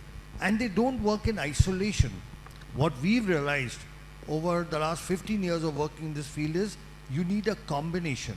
So there is a need for centers where all of this can be provided together. Honorable Mr. Mulil was asking what we can do from a district level. What is required is facilities where all these therapies are available in one place. Also, when we are looking at this, we should not look at urban areas only. We have to think of the rural areas as well. And in India, what we have found is one of the best ways to work on this is to train the local village workers, local workers. They may not be professional rehabilitation therapists, but they will provide the basic care that is needed. So a structured rehabilitation program which has all the specialities is the need of the hour. And the important thing in this is this does not require infrastructure or money. Okay, this requires trained therapists. And we from our side, we offer, and I'm making this open offer, any therapist from Tanzania, Kenya or Uganda wanting to train in these rehabilitation therapies, we offer free education and training to all of you. So if all of you, and we have regularly been doing it, over the last 15 years, people from all across the world have come, and we offer this completely free of cost. You're welcome to come to us. We will train you, because rehabilitation is human-based. It's about people. It's about training. And we are able to offer that. So any of you therapists here, should you ever wish to come, please contact us, and we will arrange your entire training program to Honorable Minister Mulal. If you, as a government, if you send people, in any case, Tanzania and India have a wonderful relationship. Historically also, many people from Africa have actually trained in India, you know, from the administration, civil services, military. We have a very good education, and we want to continue with that. And we will offer training, comprehensive, very good training at no cost at all. So this way we can improve the basic infrastructure of this thing, and we are also willing to conduct training programs here. We've already conducted several training programs. We've conducted in Kenya huge 1-week programs where our people, so in case it's not possible for people to come, we come and train again at no cost at all. From the actual practical training, we give literature, books, lectures, and make it a very comprehensive program. So that, I think, will be part of our Tanzanian-Indian partnership as we go ahead. Thanks very much, Dr. Sharma. I think, one, I like the assurance that you can train, your institute can train our therapists. I think that's very positive for us as parents and as professionals. Thanks for that. And I'll ask Madam Kate to go. Yeah, me as a parent, I already know like what are the autism physical symptoms. Like my son would run around the whole time, like flapping hands or having repetitive behaviors, playing with keys and all that. Do we really know what is happening in that child's brain? Is there any way you can tell us how can we know what is happening in this child's brain?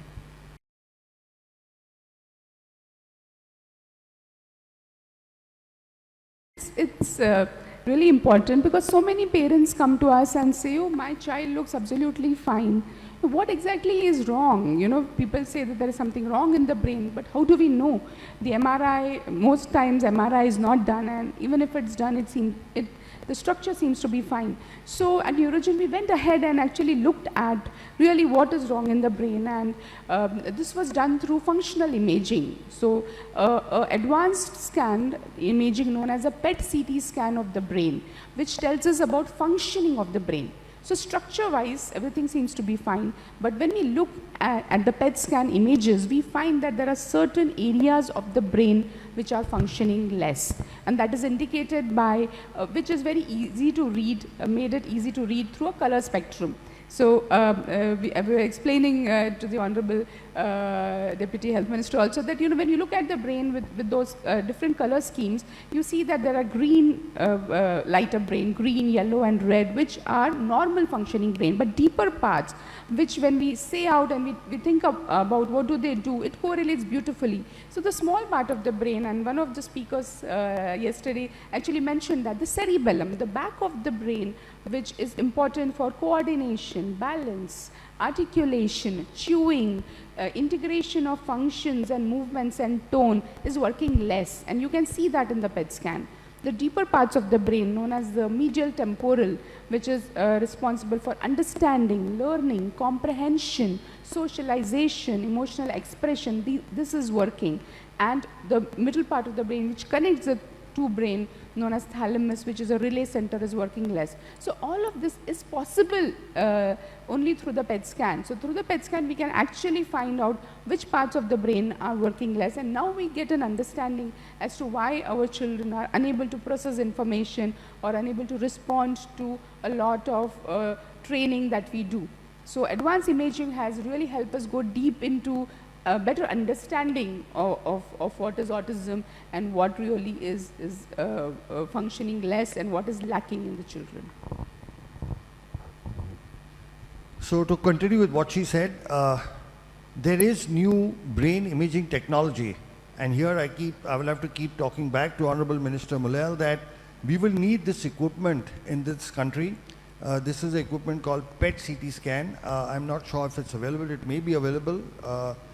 This is modern functional imaging, which actually tells us which parts of the brain in children with autism are not working. So if it's there, that's great. We can actually start, investigating and looking at our children. But what is functionally, as Dr. Nandini said, has been found. So if I were to divide our brain into an upper brain or a higher brain, which does the thinking, the intelligence, the executive function, and all of that.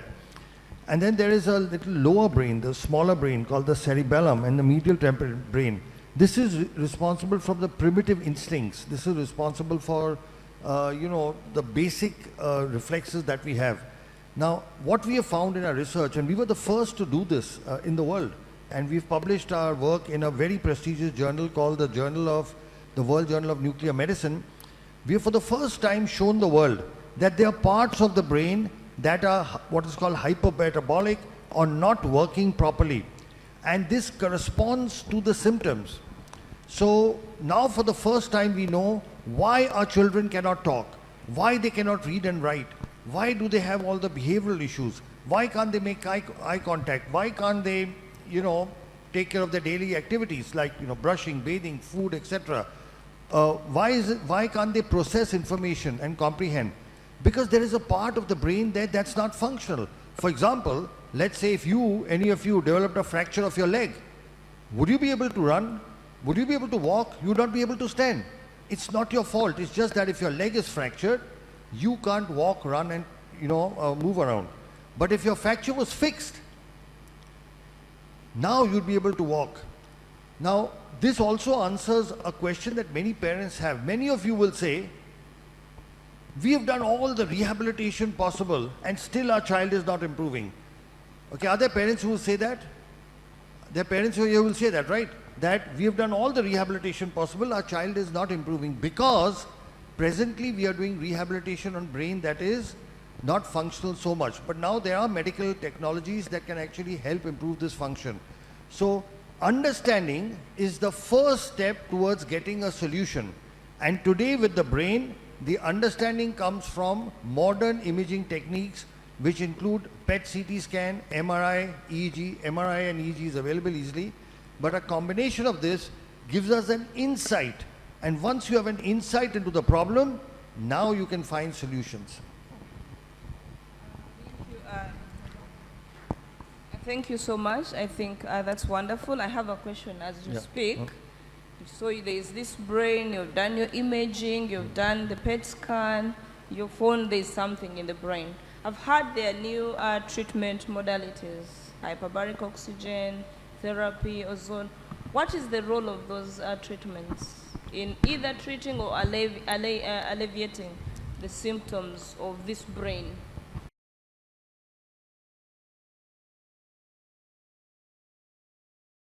So what brain imaging has shown us is there are parts of the brain of these children which have what is called hypoxic ischemic damage. That means this brain is not receiving enough oxygen.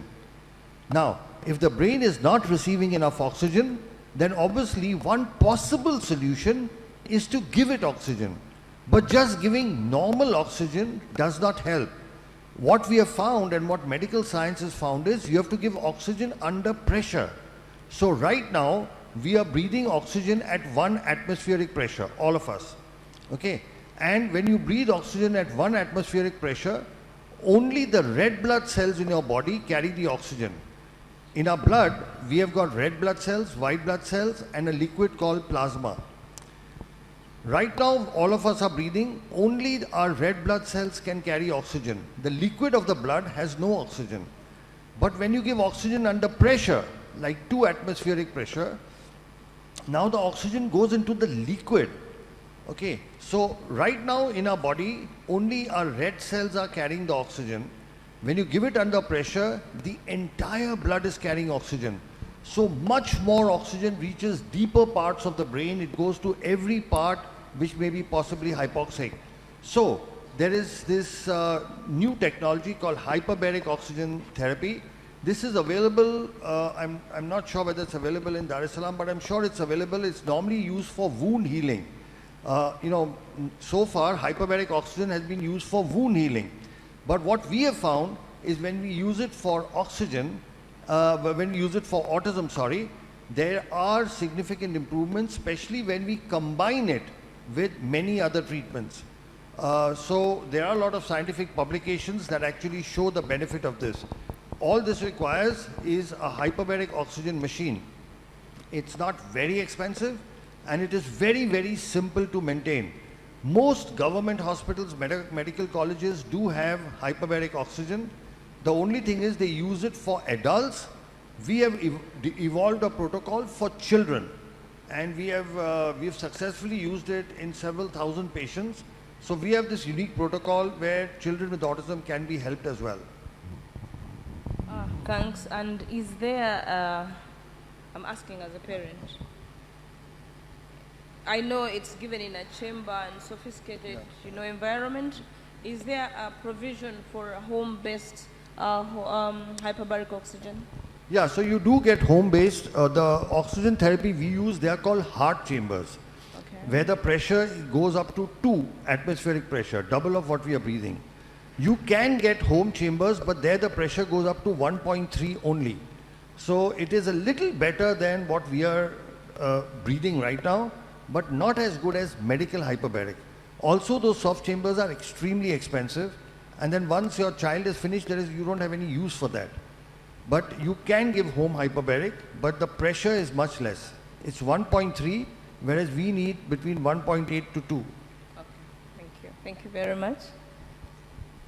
Dr. Alok or Dr. Nandini, the ozone therapies and the HBOT therapies, that is hyperbaric therapies, they make a lot of sense to me as a parent because I've gone through that. Can you explain to us or to parents more about the regenerative medicine or the cellular therapy, and how is it effective to autism and other neurological disorders like cerebral palsy or stroke or any other neurological disorder?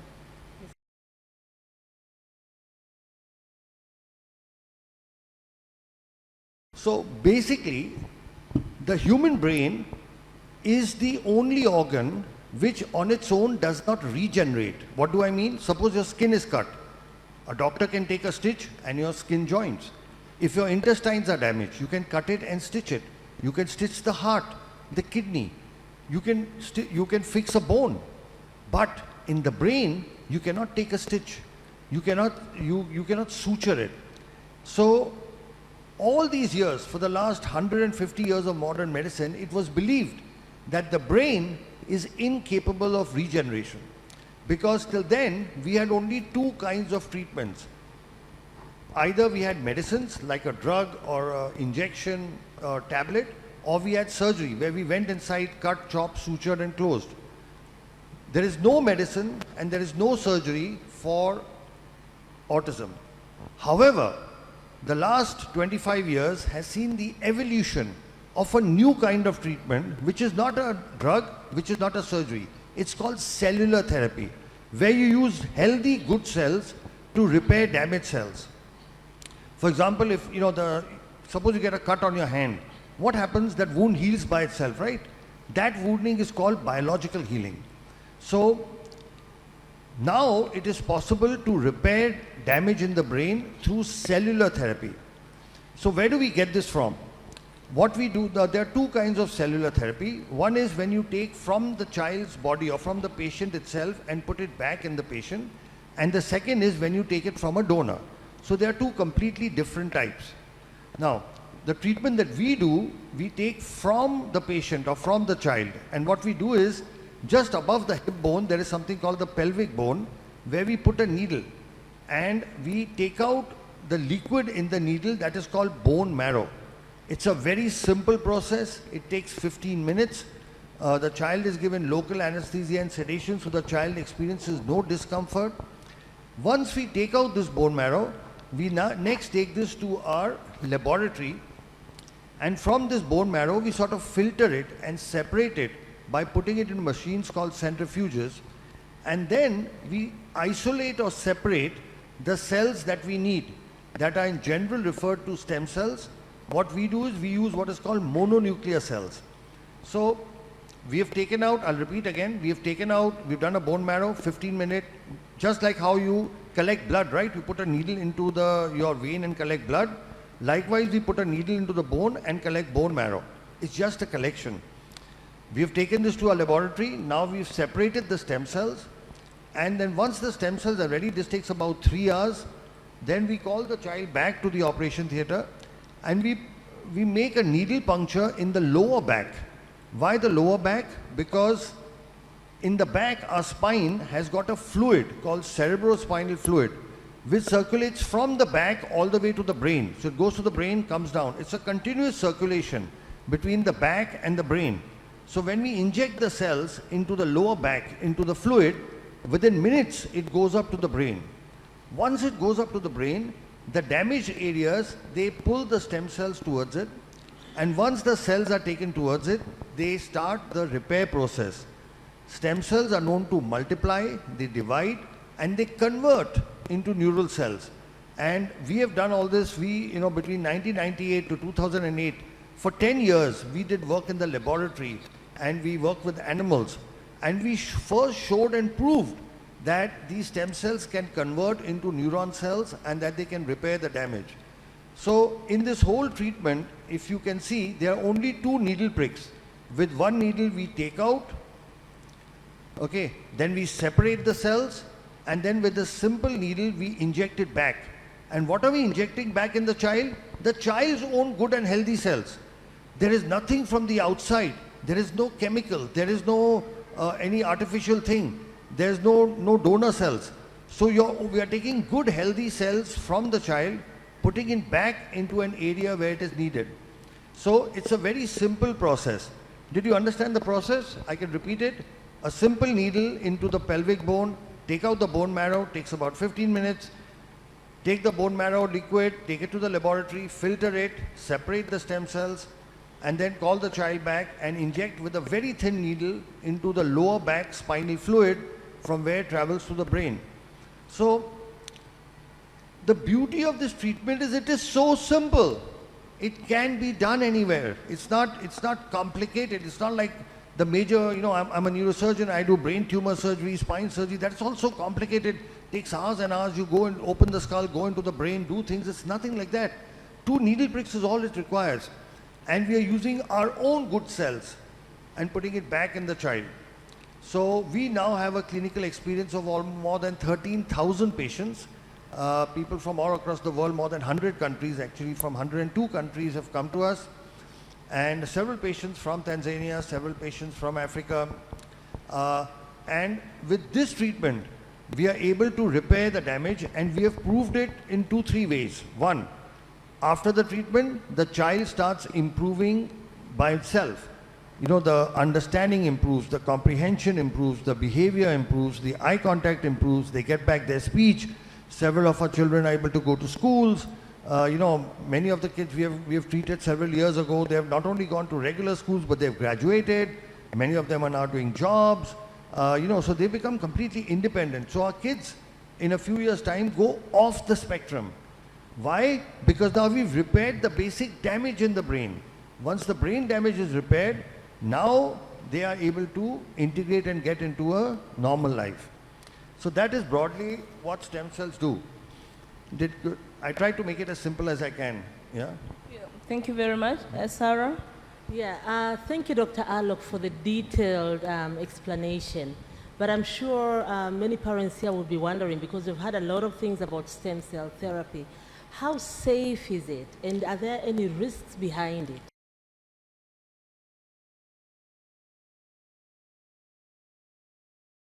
So that's the most wonderful thing about the treatment. It is 100% safe. You know, why? Because we are not operating. We are doing just 2 needle pricks. With 1 needle we are taking out, with 1 needle we are putting back, and we are using the child's own natural healthy cells and putting it back. So there is no danger or no risk. Now the only possible risk, and we have published this as well, is in children who have epilepsy. Epilepsy is convulsions, you may be aware, where there is a past history of epilepsy. In 3%, it's a small ratio, but it's 3% of the children can develop epilepsy after the treatment. But if it does happen, it is treated with medicines and it can be controlled. This risk is not there in children who don't have epilepsy.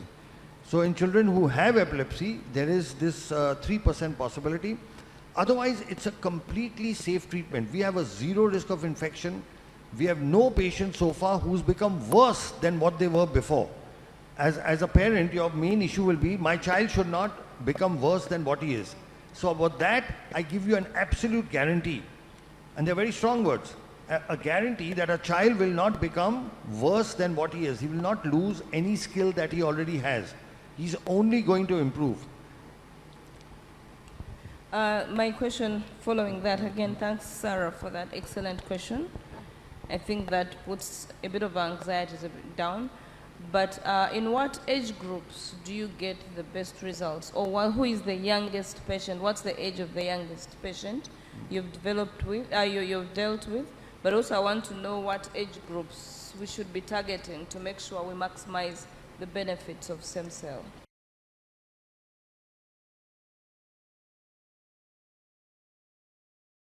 That's a very, very good question. So what our research finds is that when we treat children below 5, they have the best possible results. Now here there's something very interesting. You know, we have a doctor from Kenya, from Nairobi. He's a pediatrician, and what he does is the moment the patients are diagnosed at 2 years, okay, he sends all the patients to us for treatment at 2 years. And we will be able to reverse the autism in all of them because they've come to us very early. What our own research shows is that the earlier you treat, the better it is. Now the thing about autism is you don't make a diagnosis till about 1.5 to 2 years. So our youngest child is 18 months. We have several children we've treated at 2 years, 2.5, 3 years. We've also got children older we've treated, between 5, 10. The oldest I've treated is a 38-year-old boy. So now there is a wide range, but like in any other, you take any other disorder, any other, what we don't consider autism a disease, by the way, so I don't want to compare it, but any other disorder, the earlier you treat, the better it is. Okay, if you have diabetes and you start exercising and shift your diet, you can cure it without tablets or insulin. But if you start treating it late, then you need insulin. Right? The same thing is true of all diseases. The earlier you treat, the better results you get. And here is the problem. everybody keeps saying to wait, that wait till this treatment is more established. But the longer you wait, the lesser results you get. And the results of this doctor, this wonderful gentleman doctor from Nairobi, has clearly shown, and he's actually analyzed the data. You send children at 2 years, and you can almost completely reverse the autism. Thank you. Let me ask, you're talking about a doctor from Nairobi who sends patients as young as they are 2 years old. Why is it that we go to some clinics or some therapy institutions and we find that stem cell is not recommended?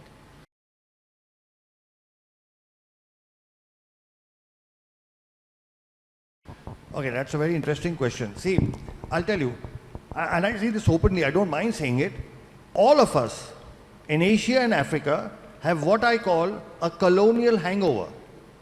They're very strong words. What do I mean by that? When a doctor from the Western countries, from America, England, with a tag from Harvard, Oxford, Stanford comes, all Asian and African doctors start believing in them. All right?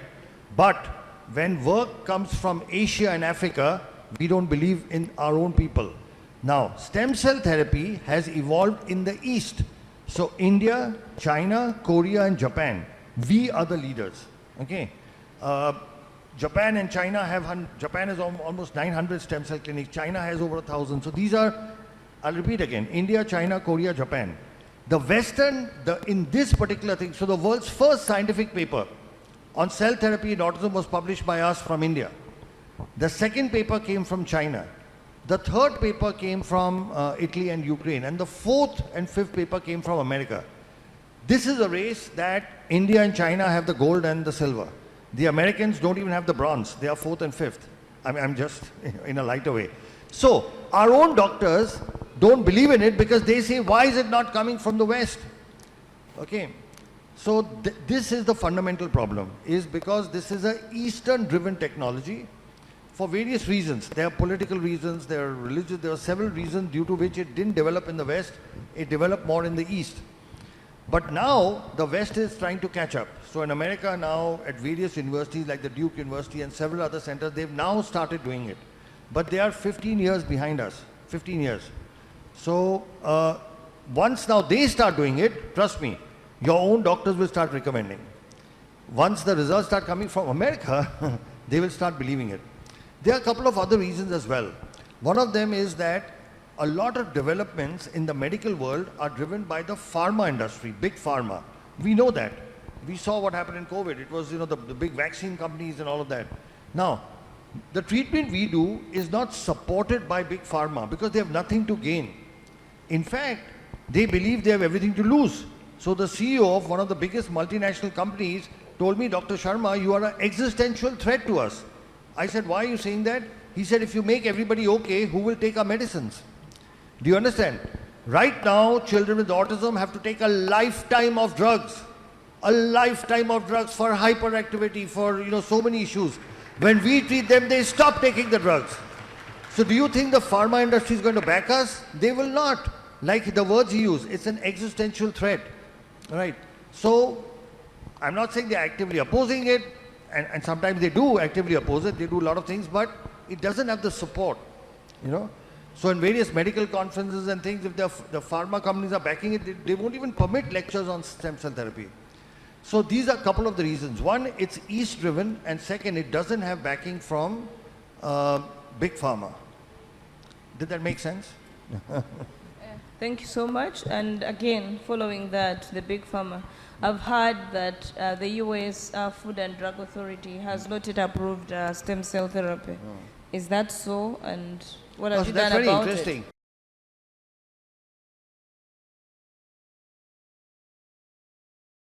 Because, like I told you, stem cell therapy has got autologous as well as things which are manufactured by companies and sold as donor.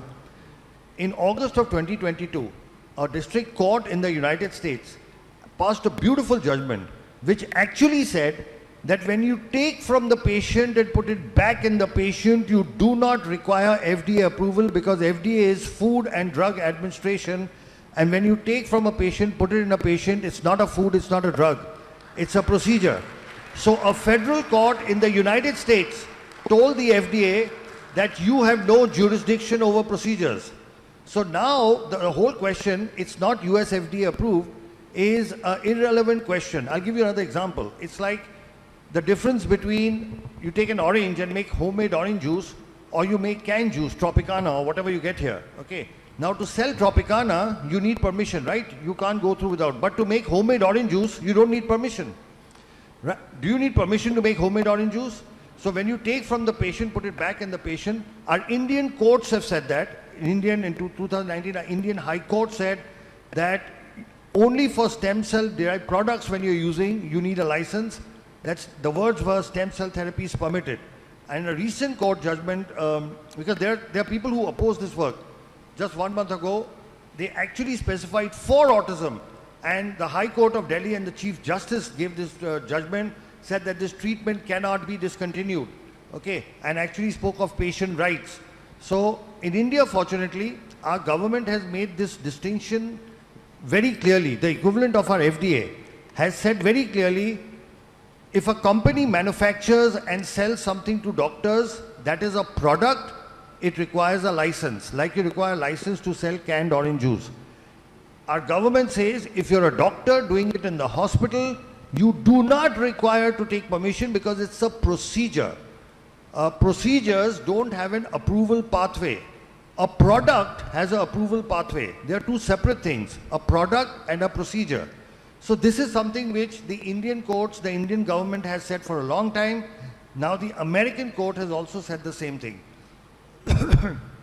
It is here that national leadership makes a big role. For example, our Honorable Prime Minister, Sri Narendra Modi ji, he is a big supporter of stem cell therapy. When he became Prime Minister, in his first address to Parliament, as to what his government will do, they included 5 areas where they will focus on research, and one of them was stem cell therapy. The other was nanotechnology, thorium research, but one of them was stem cell therapy. When he went to Japan, Honorable Prime Minister Sri Narendra Modi took time off and went to the stem cell laboratory of Professor Yamanaka, who won the Nobel Prize for his stem cell work.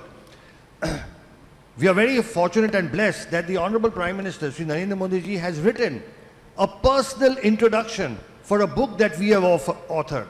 There's a book that myself and Dr. Nandini have authored on a disease called muscular dystrophy. And Sri Narendra Modi ji has written an introduction for that book. So what happens is, when you have the national leadership on top supporting something, it gives courage to the doctors to go ahead and practice it.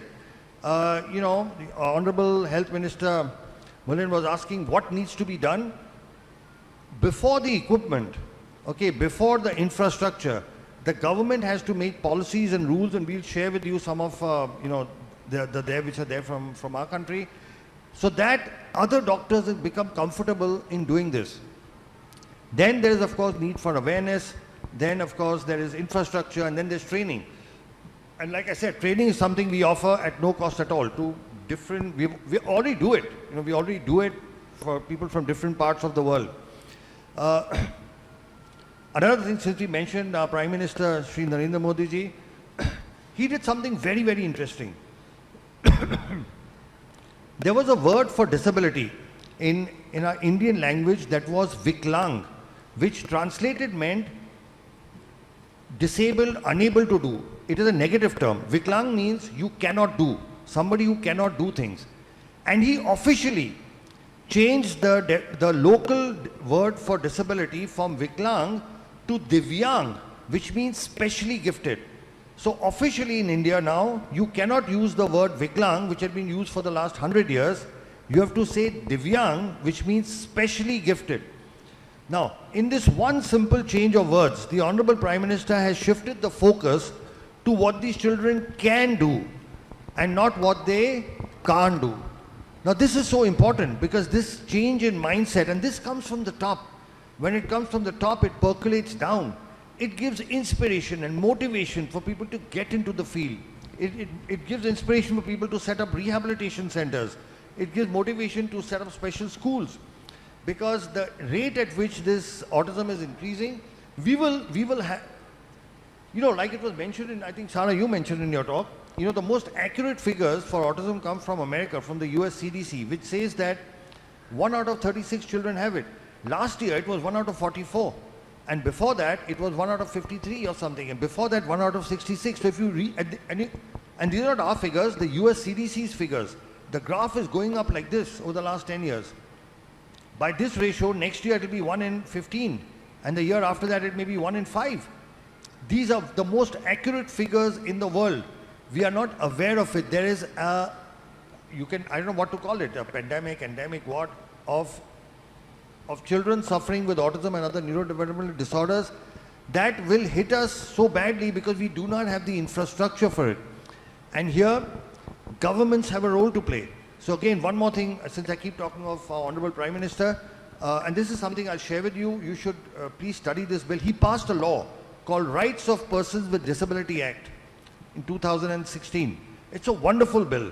In that he's listed 21 disabilities and has clearly, by law, by an act of parliament, mentioned a whole lot of privileges and rights that parents have. For example, one problem you must have faced is normal schools do not take your children for education. Is that correct? I'm sure all of you have experienced that. You go to a normal school, they say, we will not take this child. By law, our Honorable Prime Minister said, no school can refuse a child with autism. It is the responsibility of the school to arrange shadow teachers or other special. So all schools by law now they cannot say no. So again, all this comes top down, right? We can work in the environment, we can put in hard work, we can slog, we can do everything. But once you know that your government, has their hand above you, then we can go the extra mile, we can do whatever else, and there will be opposition. The work we do has a lot of opposition, a lot of critics, a lot of vested interests have tried to shut us down. They've made all attempts to shut us down. But again, at the higher level, when you have a support, you keep going on. So that's a long question to a short answer. Yeah. Thanks very much. Again, I am representing parents, the majority of the parents, but I also happen to be a professional. I have two questions. One is to the government. I think in East Africa, maybe I would speak for East Africa that I know most, we do not know the magnitude. We do not know how many people are living with autism because we haven't done the researches that document those figures. It's only a few of us that can come out and say we have children living with autism, but we do not know how many out there they are. We'll advocate as parents, we'll come to you and knock at your doors. We need to carry out this research to know, because like they said, it's a pandemic, but we don't even know what we are talking about. We need funds, we need a budget aside to get into the nitty-gritties and know how many children we are planning for that are living with autism. That's not a question, it's a plea to the government. My question is, as a mother with a child on the spectrum, I take my child for treatment and the child is, given whatever they are given. But as a mother, I think I'm more autistic than my child. I have the worries because I understand what autism is. And I worry about the future of this child. Do you have anything for us as parents to also manage those symptoms that we display of anxiety, of depression, of hyperactivity? Because when you go to a hospital, I can tell you some of the parents will slap the doctors because they are frustrated and angry. Do you have anything for us or any advice for us as parents? That's one question. I'm happy you're clapping for me because it's been a journey. You actually, even when you go to church and your child is discriminated, you're angry and frustrated and rude. Then the other is, what is my role in all this you're talking about as a parent in the management of this autistic child?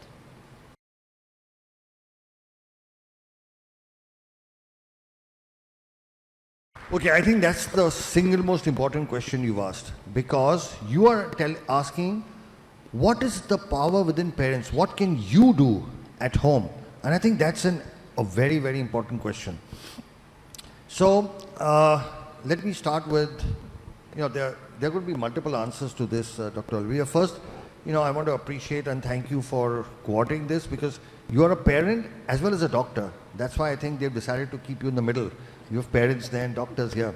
But I want to talk about several things. So first thing, there is actually research that has happened in India which has shown that every mother, especially mothers of children with special needs, go through depression, anxiety, and severe psychological, upheavals. Many of them even contemplate suicide. We've had several mothers who've actually not just thought of, but attempted suicide, and not just once, 2 or 3 times. And whereas for others, they may not understand, I think as mothers, you will understand why a mother would want to commit suicide, because it's just so difficult to handle. Now, the thing about autism is it's called the silent disability because you can't see it. The children look normal, right? They look normal, and so, but looking after them day to day takes a lot of spiritual, emotional, physical courage and efforts. Right from morning, from getting them up to getting their basic toilet and clothing, to feeding them, to taking them to rehabilitation centers, everything is such a challenge. It's not like, you can just walk across. It's like you're walking across with a haversack and 2 heavy bags. Everything is a challenge. Everything is difficult. Every single step. And I very often say, as mothers of kids with special needs, you put more emotional and spiritual energy in one day than maybe most of us don't put in a whole year, just to see one day through. So, yes, it takes a lot of energy, devotion and concentration. But one of the reasons for that, and I'll tell you the reason for that, is all of you, when you've gone to your therapists and doctors, they've told you that nothing can be done for your child. Haven't you been told that? All the doctors said nothing, you have to live with this.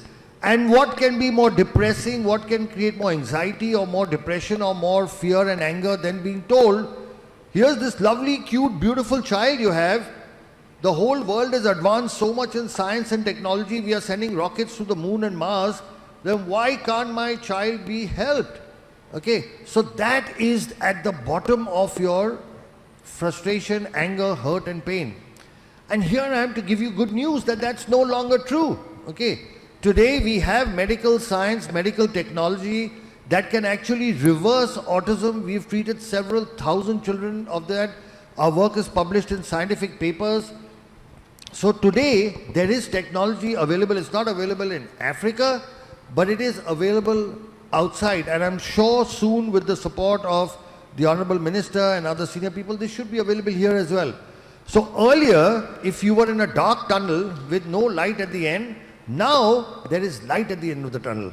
And once there is light at the end of the tunnel, a lot of your anxiety and depression goes away because now there is something you can work towards.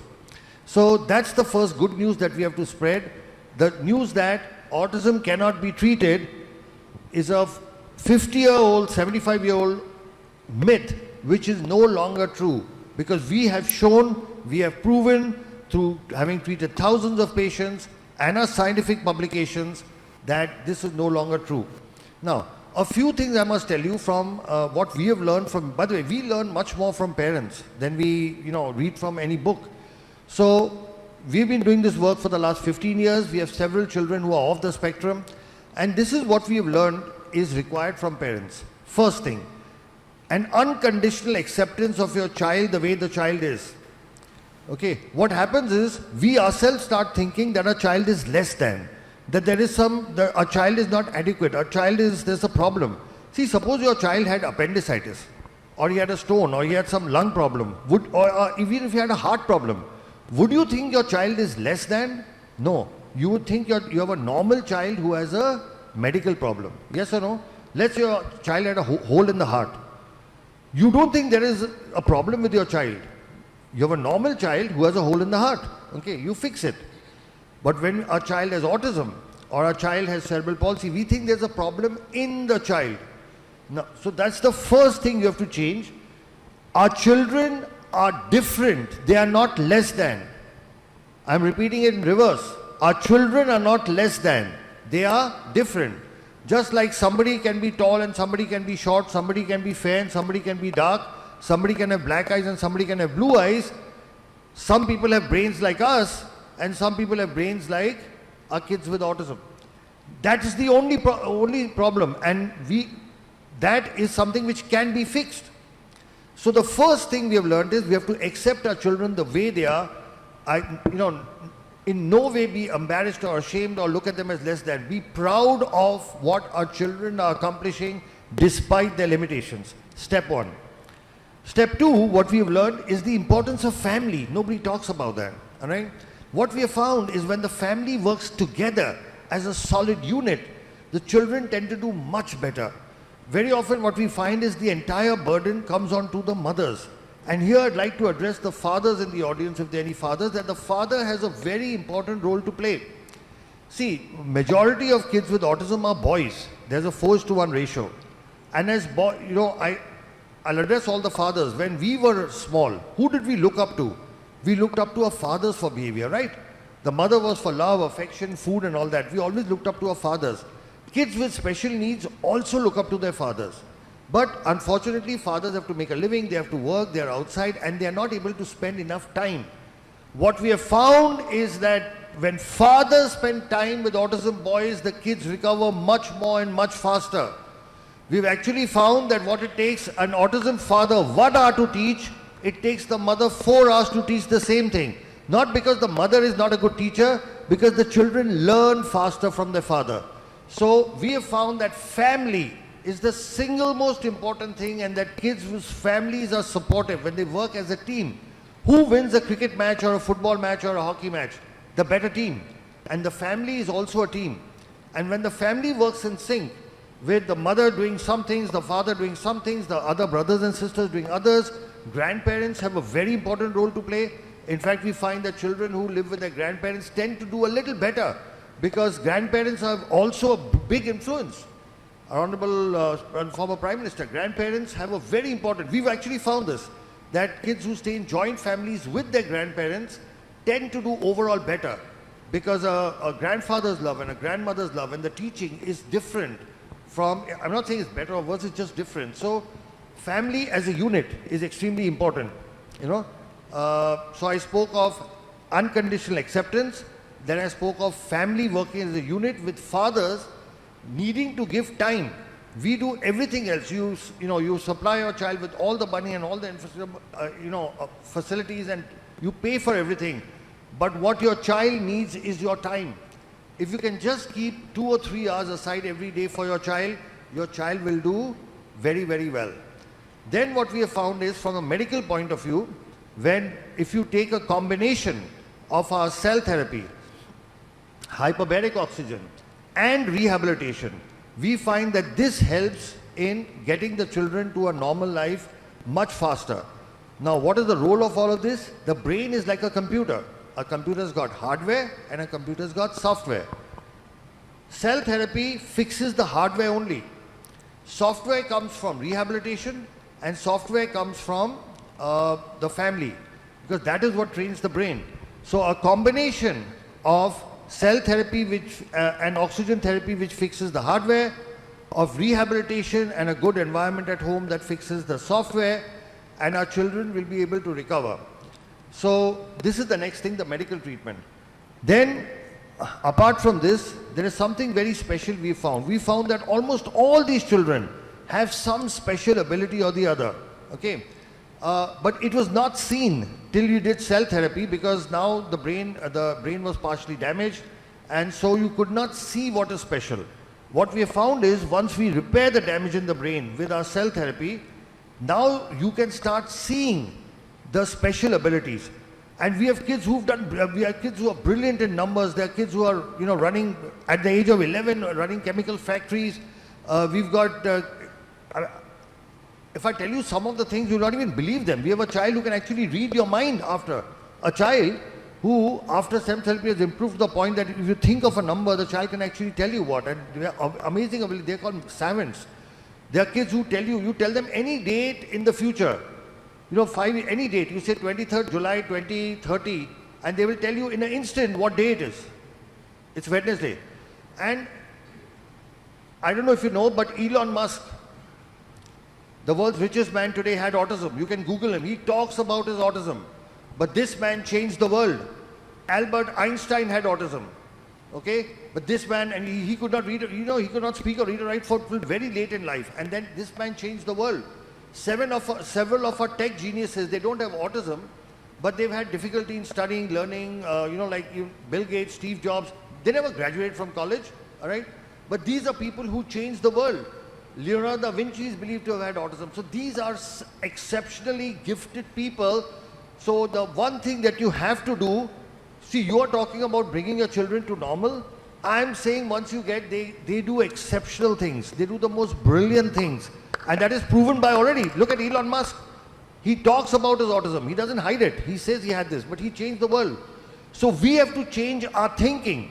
Instead of looking at what they can't do, we have to look at what is special about them. Like what our Honorable Prime Minister said by changing the name. He said, don't look at what they can't do. Look at what is the special gift in them. So with this combination of things, like I said, unconditional acceptance, the family working as a unit, the medically, a combination of cell therapy, hyperbaric, along with rehabilitation.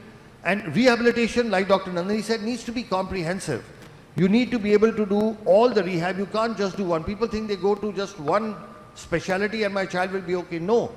You need all the specialties together, comprehensive rehab, and then our children will be able to come out.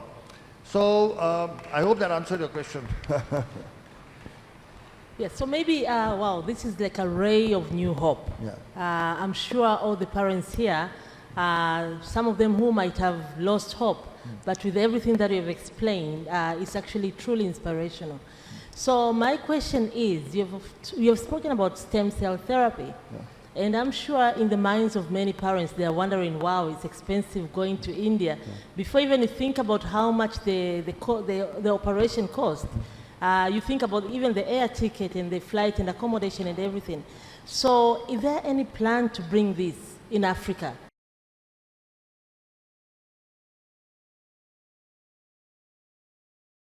Yes, so we are very clear. We want to have a facility set up in Africa, and we are actually keen on, so we've actually shortlisted between Tanzania and Kenya only because they are English-speaking, direct connection to India. So to give you a background, for example, the government of the Bahamas actually invited us and gave us permission to start this, and we've just been there recently, and in 6 months, we are going to open a full-fledged facility in the Bahamas. This is to cater to, the facility will be in Nassau, their capital, and there we have government permission. Just like again, we have a former Prime Minister with us, there we have a former Prime Minister working with us, and we have government permission. Because we have government permission, we are setting up a facility there. We are very keen on making something available in Africa itself, and we would like to have it in Eastern Africa simply because of our closer cultural connections, easy, short distance of travel, direct flights and all that. And we have people like you, mothers like you who would back it up. So yes, we want to bring this to Africa, but it's not easy. It will require, permission right from the top, from governments. It will require infrastructure. It requires resources. But this is something which you as people, because the most powerful voice on the planet is that of a mother, is that of parents. When you speak out, honorable ministers, prime ministers and presidents have to listen, because we all democracies, they represent us. So your voice is what is important, not us. We've come, we've shared our information, we can share our technology, but your voice is what is important. You have to ask for it. You have to show, show what's happening. Right now, there are so many people going from Africa outside for the treatment. It's high time Africa had its own stem cell facility, which would not be just for Tanzania or for Kenya or wherever, but for the whole continent. So people would not have to travel long distances. So we are very keen, we are willing to partner, but this is something which you people have to take the initiative. You have to, eventually it's all about people. It's your voice. Thank you very much. I think we are coming to the end of this session. Mothers, you've heard, we have a great voice. Let's get together and advocate for this. Fathers, please support us. Don't abandon us. Be with us. This is a journey that we have to walk together. And there is hope that we can say bye to autism, but only if we put in our every energy to support these children, seek the available treatment options. I think we can say bye to autism for the most part. Thank you so much, our able doctors. I think you've given us a lot of hope. You've explained a lot. You've allayed our anxieties. I think now it's on us to follow what you've told us. Thank The you so much, parents- Dr. Olivia. Thank you so much. You know, I really appreciate the fact we have 3 mothers from 3 East African countries. You know, Kenya, Tanzania, and Uganda on this platform. So I think you represent all the mothers, not just of East Africa, but of all of Africa, all right? And if you take the initiative, trust me, believe me, the power of your voice is a force of nature. It cannot be ignored, okay? And a mother's voice does something. It reaches out to people. It touches people. And we've actually seen that in our country as well. When we had, you know, different situations, when we had mothers speak up, you know, everybody heard them, okay? More than doctors speaking or hospital speaking. So I just want you to know the power that you have within, the same power and energy that you've used to bring about improvements in your kids, you know, that could now be extended to all the kids of the continent. So it's been a real pleasure. And Dr. Nandini, sorry, you want to continue? No, I just want to say thank you to the mothers. They've done a great job to represent all of us. Thank you, mothers. Thank you. Thank you so much. Thank you. That was good. Before you go, you've done a great job. Thank you so much. I know there's a lot of people who wants to ask questions, but because of time, yes, there's a lot of hands. Because of time, I would like, because our minister, our deputy minister has a question, so can we please take the mic to him? At least we answer questions from him, and then we'll see if we have more time to invite more questions. Naomba makofi tena tafadhali.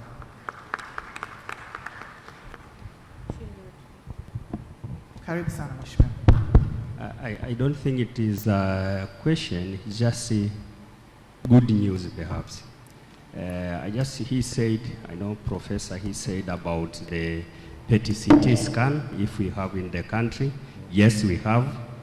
It is in Ocean Road, Okay. our Cancer Institute. So actually last month they completed it to connect it so that it can start function. We expect this month it's starting to work. Very good. Yes, so we have that. So it's a good news to the parents when we are talking about PET-CT scan now we have in the country.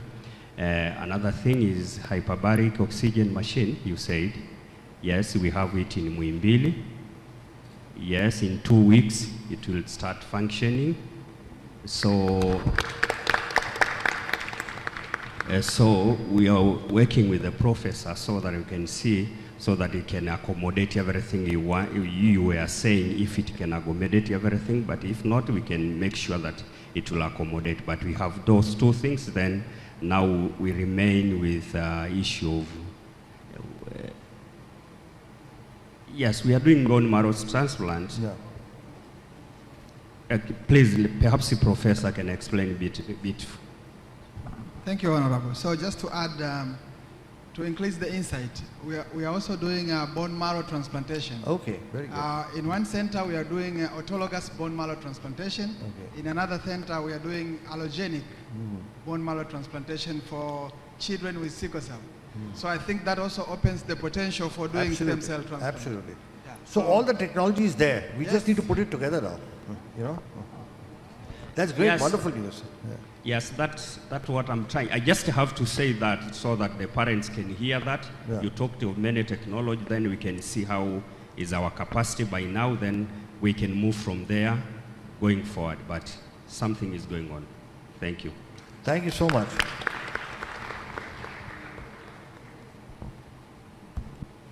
Okay, thank you so much, our dear Deputy Minister of Health, for the additions.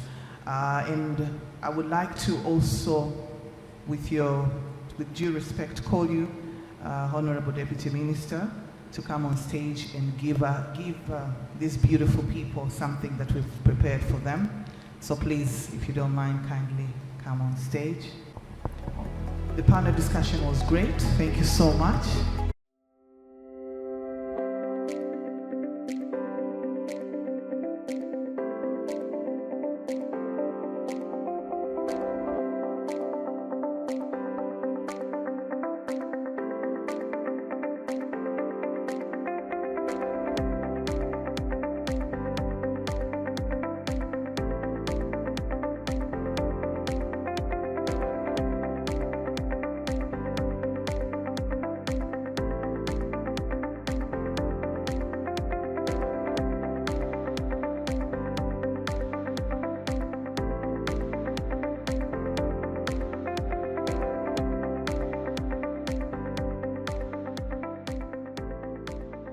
mentioned, my name is Geoffrey Ekongot.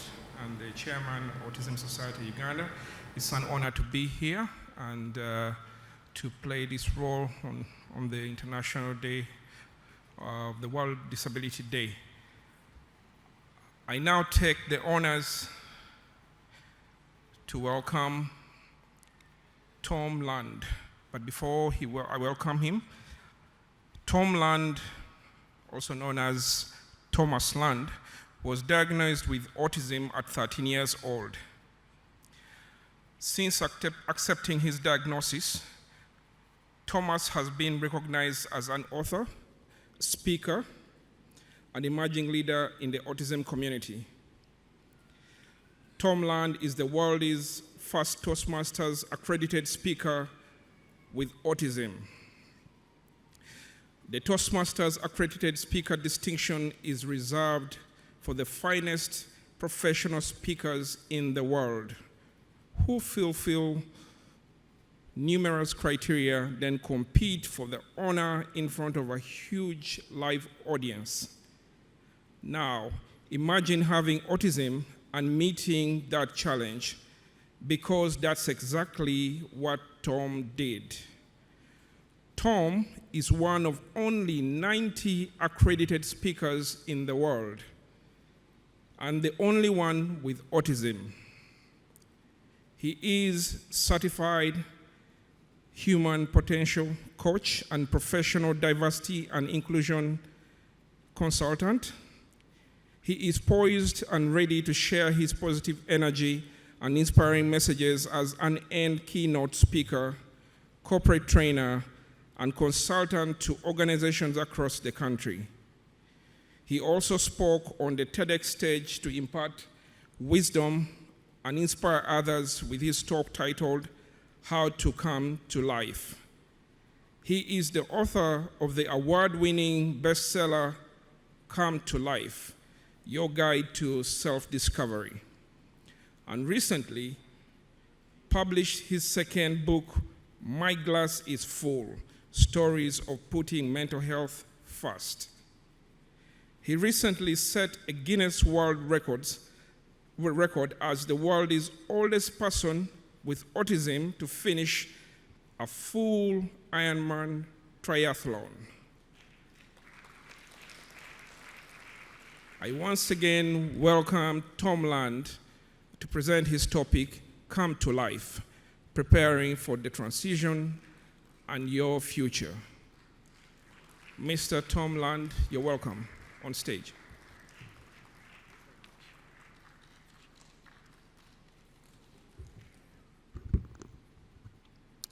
Hello, everyone. Thank you so much for having me today. It's an incredible honor to be in your presence at this conference, and it's actually something I wanted to share. I have a bucket list, 101 things I want to do before I die, and one of them is to give a keynote at an international autism conference. So with this speech, check.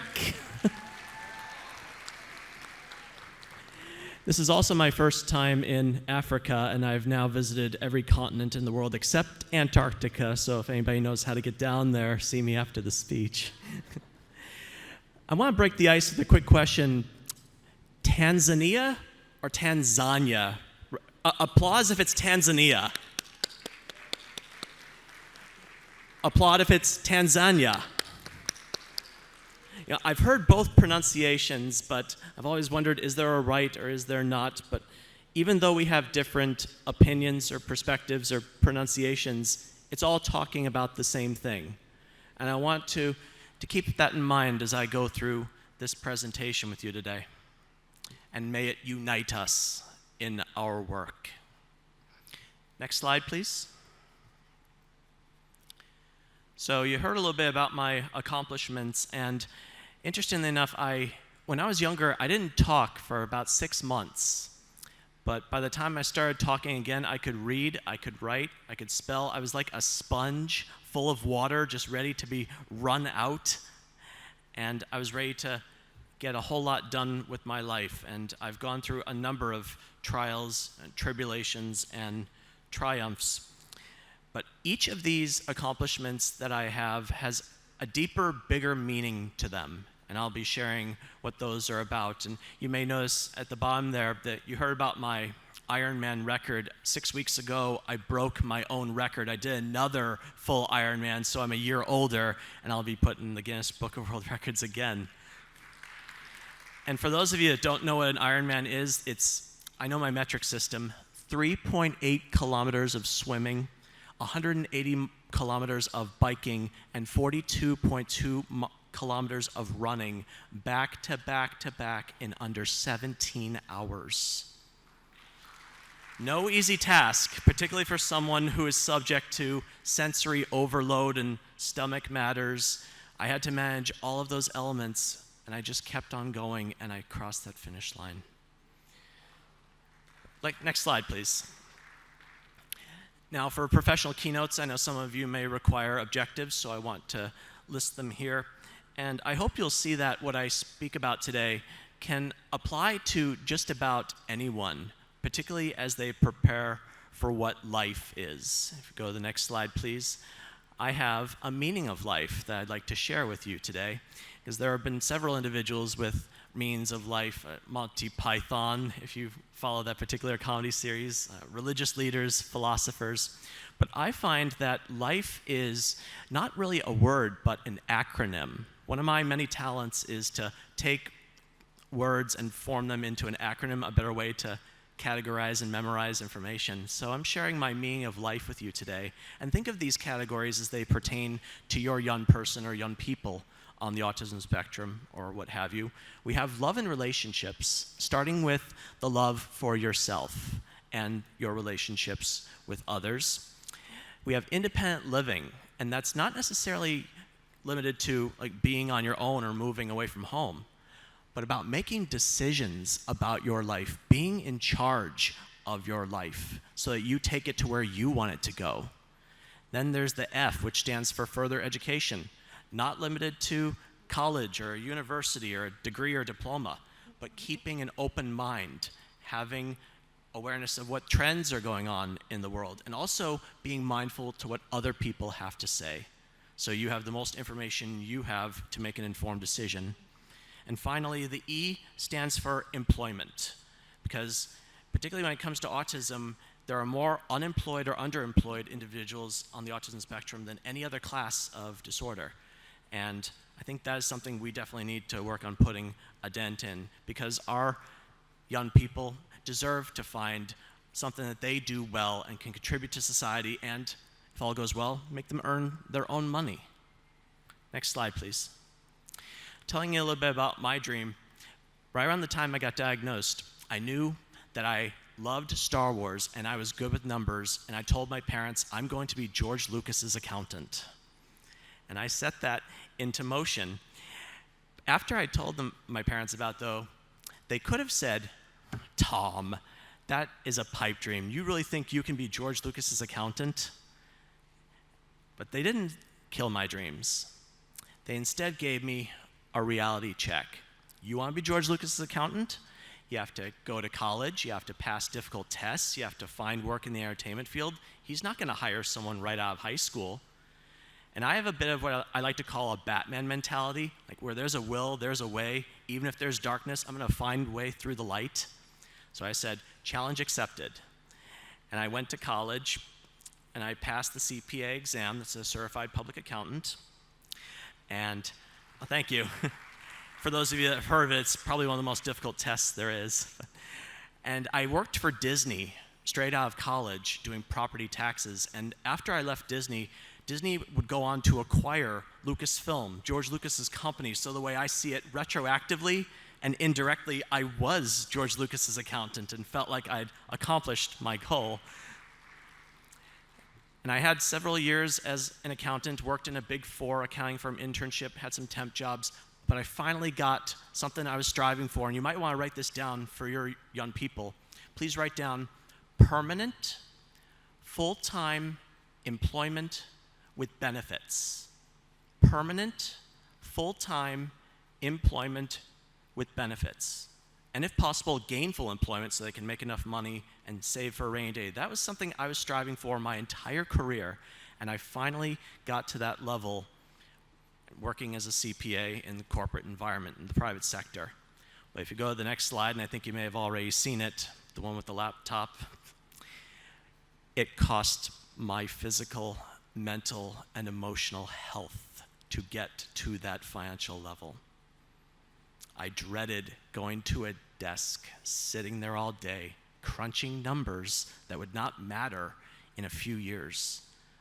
At the same time, I also saw and heard stories from my peers crashing and burning in life because they did not know themselves. They did not love themselves, and they were not being themselves. So 8 years ago, I decided to leave my accounting career behind completely, put in my 2 weeks notice at work, and now I give speeches, I tell stories, I do coaching, I do consulting. So I want to reach people on a personal level. And yes, let's go to the Toastmasters slide next. Because after I left accounting, I knew I had to better my public speaking. Back about 2 slides, please. I knew I had to better my public speaking skills. And mind you, we fear dying more than speaking in front of an audience. Wouldn't you agree? You wouldn't want to be up here right now doing this, would you? Or maybe you would, but I've found that if I can master the art of public speaking, I could probably cheat death, but at the very least, I can tell a story, do something that will resonate with you. So the Toastmasters organization has an accredited speaker program designed for those that have mastered the art of public speaking and apply it to a particular trade or line of work. And for someone on the autism spectrum, which is a social communication disorder, and being able to master the art of public speaking, which is essentially socializing and communicating, I wanted to show myself, my peers, and the world that you too can break barriers. You can overcome obstacles. You can shatter ceilings and stereotypes by showing people that it can be done. So thank you. So that's why I went for the accredited speaker designation. And if you go to the next slide after that about the human potential coach. Right before the pandemic, I got certified as a human potential coach because speeches are one thing, but I wanted to reach people on a personal level and find out what's really going on with them, get to the root of who they are and how they can make the world a better place. And today is the International Day of Persons with Disabilities. I was at the United Nations 4 years ago in New York describing why people on the autism spectrum deserve equal employment opportunities.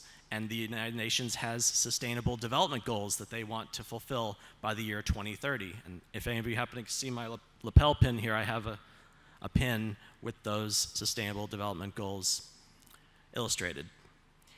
And if you go to the next slide, I have a long-standing partnership with the Los Angeles Police Department Mental Evaluation Unit because law enforcement, police officers, people that protect our community, our young people are likely going to have an encounter with them.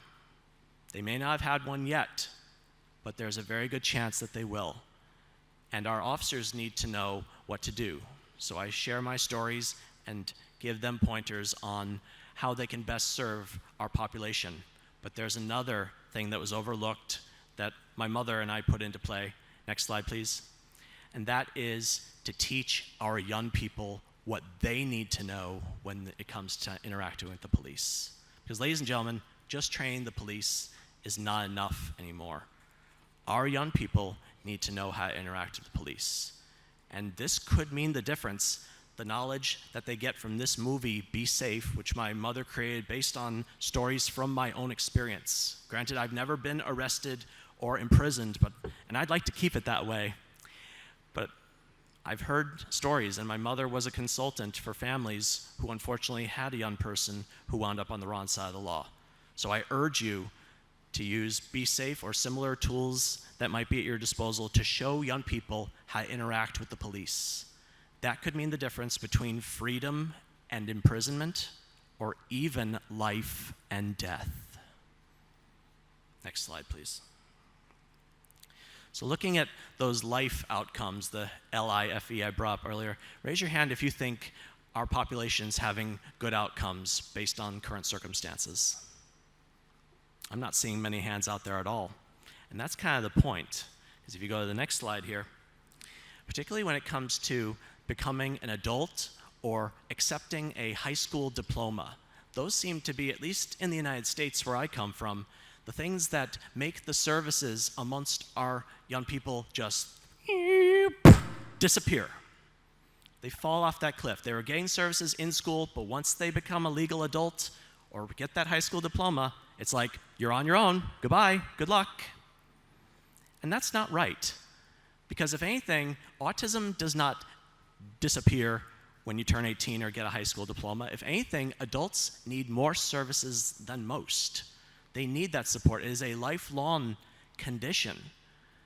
And we can do better to support our adults as they grow up and walk through life, figure out who they are, what they want to do, and how they can make the world a better place. Next slide, please. So how do we empower individuals with autism and improve those outcomes when it comes to life? And that brings us to the next slide, which is a book that I wrote called Come to Life. After I left accounting, my mother and I put our heads together and decided to write a book sharing my secrets to success. Because a lot of times people are lost when it comes to what's out there for them, or when they turn 18, it's like, now what? And when I started college, I had a huge realization that there were so many choices that had been made for me, like my classes were decided for me. I was now at the point where I had to be the one to make decisions. Ladies and gentlemen, life doesn't come to you. It's up to you to come to life. And that's why I named the book Come to Life. I think too many of our young people are sitting back at home waiting for some kind of miracle to just drop into their lap. You have to be the one to go out there and find what you're looking for. Pursue the success and the life that you crave. Nowadays, those go-getters are being the ones that go out there and make things happen. They are the ones that are taking charge and being the change they want to see in their lives, as Gandhi would say. So I explained to my peers in the chapters of Come to Life, which I'll be going over with you today, how they can be their best selves. Next slide, please. Beginning with chapter 1, driving your life forward. Now, mind you, you do not have to know how to drive or operate a vehicle to drive your life forward. Wouldn't you agree? But as far as where you are in the car of life, if you will, you could be in the driver's seat, you know where you're going, you can get yourself there. Or maybe you're in the passenger side, you have an idea of where you want to go, you're telling someone else to help you get there. Or maybe you're in the back seat of the car. You don't know where you're going, you may not even care where you're going, you're just along for the ride. Raise your hand if you think your young person's in the back seat right now. Okay, we've got a few people, but really what Come to Life is all about is about getting our young people out of the back seat and at least into the front so they have some say in where their life is going. That is the foundation for success. Next slide, please. Now, one of the first questions my mother asked me as we were getting this book together, she asked me, if you could tell your peers one thing, what your secrets to success are, what would it be? And I said, know yourself, love yourself, be yourself. That's a mantra. Yes, thank you. That's a mantra that I created and I live by to this day. And we have a term in our family called video talk. When I say something I heard in a movie or a TV show, and my mom asked me, was that video talk? Did you hear that from somewhere else? I said, no, that came from up here and in here. And it's what my message is to my peers, and I think the world as a whole. Know yourself, love yourself, be yourself. That sets the tone for what comes next. So as far as driving your life forward, and then we get to the 3 elements of that mantra. Next slide, please. Starting with knowing yourself. Aristotle said, knowing thyself is the beginning of all wisdom. And this is particularly true when it comes to a diagnosis or a condition you may have. Raise your hand if you have not told your young person about their diagnosis. Really? All of you have told your young person that they have autism and they understand it completely? That's pretty impressive. But in some cultures, they do not tell their child about their diagnosis. There could be many reasons for that. Parents might be in denial. They think it'll crush the kid's spirit or self-esteem. And all too often, that causes the child to become confused because they're going to grow up, possibly sense something is different about them, and they're going to go to their parents looking for answers. What's going to happen then? And if the parent knows about it and doesn't tell the child about it, how's that going to help the relationship or the family dynamics? And also when it comes to knowing yourself, it's also about understanding not just your strengths and what you're good at, but also your, what we call in Toastmasters, opportunities for improvement.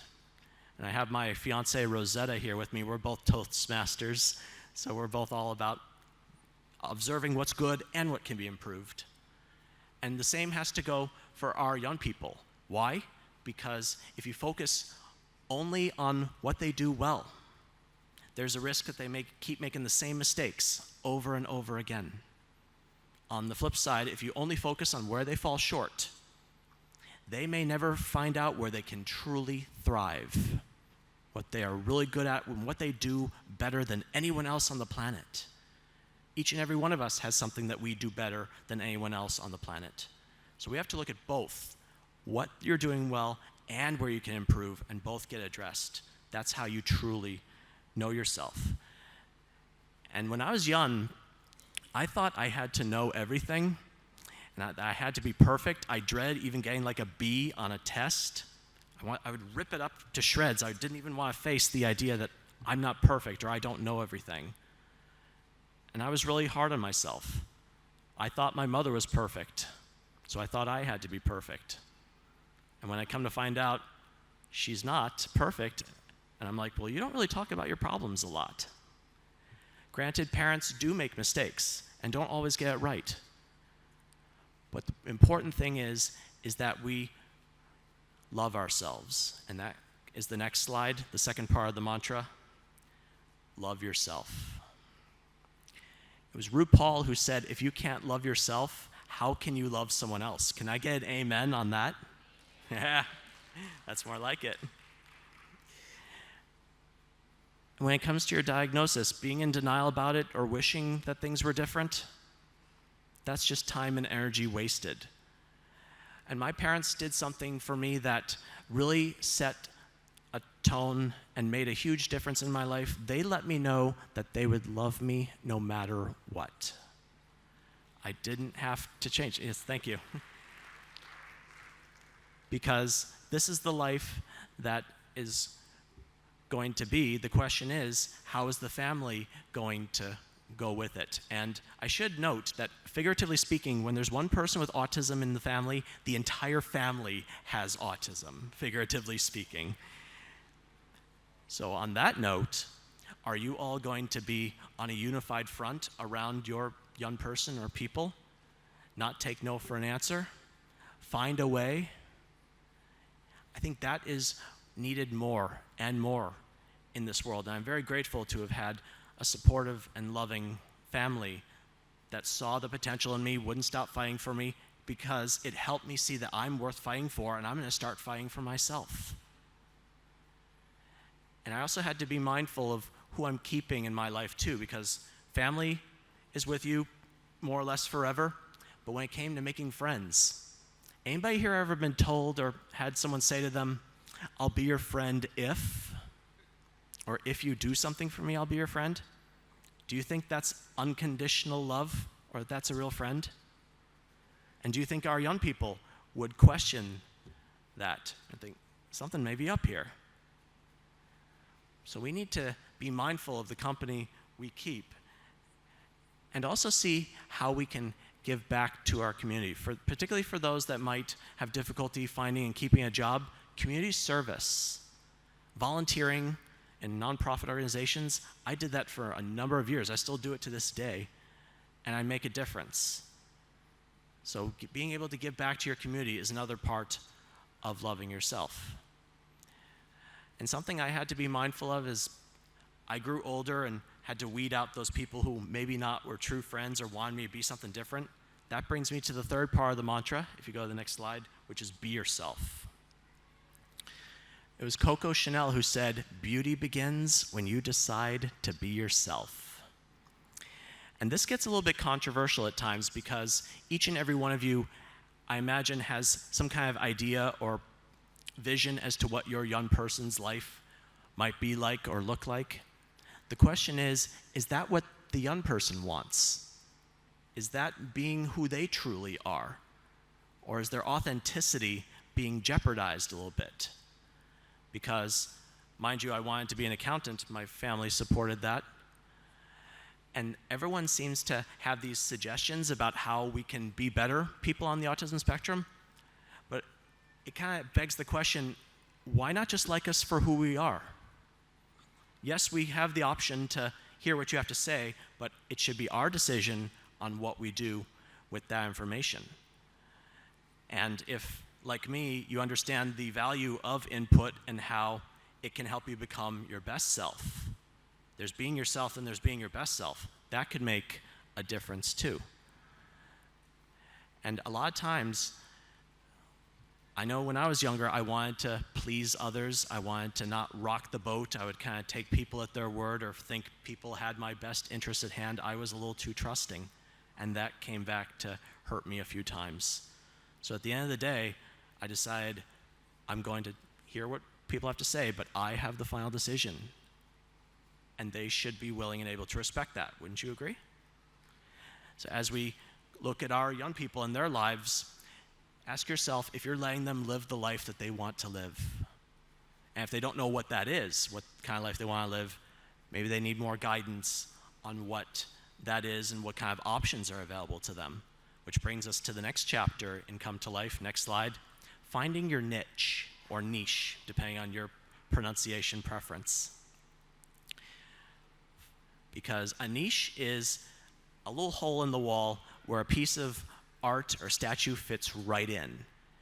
And each of our young people deserve to find a place where they fit in, where they do well, where they can shine, and their talents can be put to good use. Unfortunately, not everyone seems to have all the opportunities to go out there and find out what that niche is. Whether they're staying at home, could be by choice, or not. And even in today's virtual world, sometimes going into a virtual chat room or where the action is, that's part of finding your niche. And also understanding that as we grow older, our niches, where we fit in, change over time as well. And speaking of change, it's happening all around us. Like, I'm not the same person I was 5 years ago, 5 months ago, or even 5 minutes ago. So the change is happening all around us, and I think there's a lot of resistance to it, or like you want to fight the elements and not want things to change, everything to be constant, predictable, and unchangeable. But ladies and gentlemen, what if I told you the only constant, predictable, unchangeable part of our lives is change? That is what's going to be happening whether you choose to accept it or not. So with that being said, finding a way to let change or make change work in your favor. Find ways to adapt, change, evolve, grow, and see where that can take you. Let's go to the next slide, chapter 6. Find your voice. Find your voice, and more importantly, use your voice. Wouldn't you agree? You could find your voice, but if you're not using it, not doing its purpose, right? As I mentioned earlier, accepting that you must be the change you want to see in your life. Now, by a show of hands, in meetings such as IEPs that you may have with your young person, raise your hand if your young person is not present at these meetings about their future. Okay, so a few of you may not have your young person present at meetings about their future. Well, getting back to that car example, not having them present at the meeting, that's like them not even being in the car at all. Wouldn't you agree? It's like taking them, getting them out of the seat that they're in, leaving them on the side of the road, and you driving off without them. And they may or may not have the tools to call an Uber or follow you or catch up or call for help. It's like leaving them in the dust. And parents, you are your child's voice now. who's going to be your child's voice after you die? A family member? An elected representative? How about the young person themselves? And I want to really make sure that even those who may not or have difficulty speaking, they can still find a way to communicate. Just because someone isn't speaking doesn't mean they don't have something to say. Do you agree? Let's go to the next slide. Now, when it comes to speaking and reading, my mother wrote a book about reading comprehension called Drawing a Blank. This is available on Amazon, and I want to encourage you to have a look at it as far as in connection with further education. How people on the autism spectrum, while they can read the pages or the words on a page, they may not always know what the words mean or understand how it applies to life in general or maybe a lesson to be taught. So that's something to be mindful about as you look at your children, your young people, looking to read and more importantly, understanding what they read. Because that is a large part of being a productive member of society and understanding how they can better themselves as a whole. Let's go to the next slide. I'm starting to wrap up a little bit here. But the overall conclusion of Come to Life is I believe each and every one of us can be the hero in our own lives, particularly our young people. They have struggles, they have failures, but there are also successes and triumphs. And isn't that part of what being a hero is about? You fall down, but you find a way to pick yourself back up and keep moving forward. I know I had to do that when I was doing the Ironman triathlon. If you go to the next slide. I actually failed finishing an Ironman twice before I finally did cross the finish line for the first time.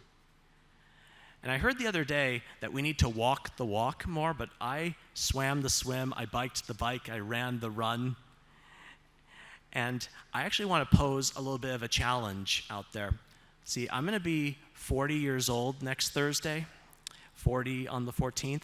So if there's someone, it could be in this room, maybe listening live now, or someone who hasn't shown themselves yet, I want to see if there's someone over 40 years old on the autism spectrum that can finish an Ironman and beat my record. So that's my little challenge I want to put out there into the universe. And I'm happy to give you some pointers of what you're in for. But I believe each and every one of us can be more than even we think we are sometimes. Because there were times I wanted to quit that race, but I thought to myself, there's someone who's going to see this finish and is going to put it into their survival guide, and they'll think, Tom went a little bit further, I'm going to go a little bit further too. Next slide, please. Because that victory awaits you.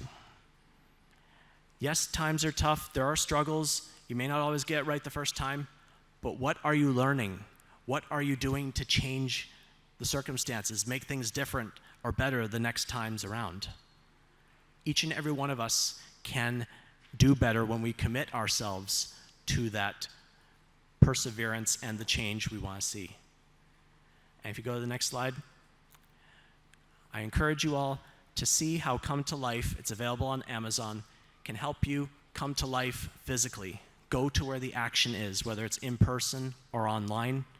Come to life mentally, be able to pick yourself up and keep moving forward, even if you fall multiple times. Come to life emotionally. Take charge of your happiness and well-being rather than leave it in someone else's hands. And come to life spiritually. Not so much in the religious sense, but giving yourself to a cause or an ideal bigger and greater than yourself. That will help make the world a better place. Raise your hand if you want this for your young people coming to life, physically, mentally, emotionally, spiritually. That's what I like to see, all those hands. So next slide, please. I relisted those objectives for those that were interested in seeing them. And next slide, revisiting my life definition. I saw in a breakout presentation yesterday, it said, we must not prepare the road for our children, we must prepare our children for the road. Because I have a belief that the world is simply too big to change for one person or one small group. But look what we have here. One person, one small group can change the world. So I encourage you to go out there, give yourself to an ideal, put your young ones on the forefront, and let's create wonderful, beautiful lives for them. Next slide, please. So if you like what you saw and heard today, I am available for these engagements, and I'm pleased to report that a copy of Come to Life and My Glass is Full, my current books, went to our honored panelists while the photos are being taken. So I'm hopeful that those seeds will be planted on fertile soil so that that manual, if you will, that prequel to transition, that's why I like to call Come to Life, a prequel to transition, to put our young people on the path to the best life for them. And my fiance and I are actually writing another book. Oh, go back one slide. My fiance and I are writing a book called They Said We Couldn't, So We Did. Making relationships work when the odds are against you. Because I do believe we have a story to tell. Our struggles, our successes are going to help see that people on the autism spectrum can and do get married and have relationships that last a lifetime. Raise your hand if you want that for your young person. All right.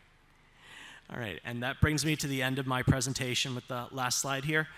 Time and protocol permitting, I believe we have time for questions, if anybody has some. Thank you for your attention.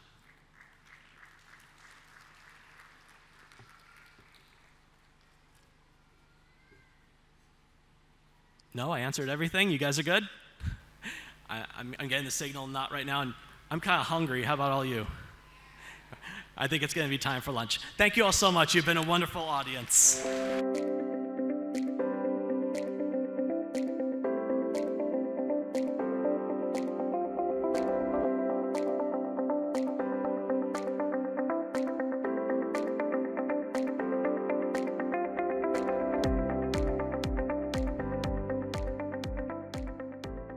Thank you so much for watching the plenary session of ICAN Tanzania 2023 presented by Autism Connect. So to give you a brief about Autism Connect is an association of parents and professionals formed to disseminate scientifically validated information about therapies and treatments for autism. To know more about autism, you can log on to our website, which is www.autismconnect.com. After 2 successful ICAN conferences, the first one being at Dubai and the second one being at Tanzania, we are now coming up with the ICAN conference at Canada, Niagara Falls. To know more about our conferences, you can log on to our website, which is www.icanconferences.com. Thank you so much.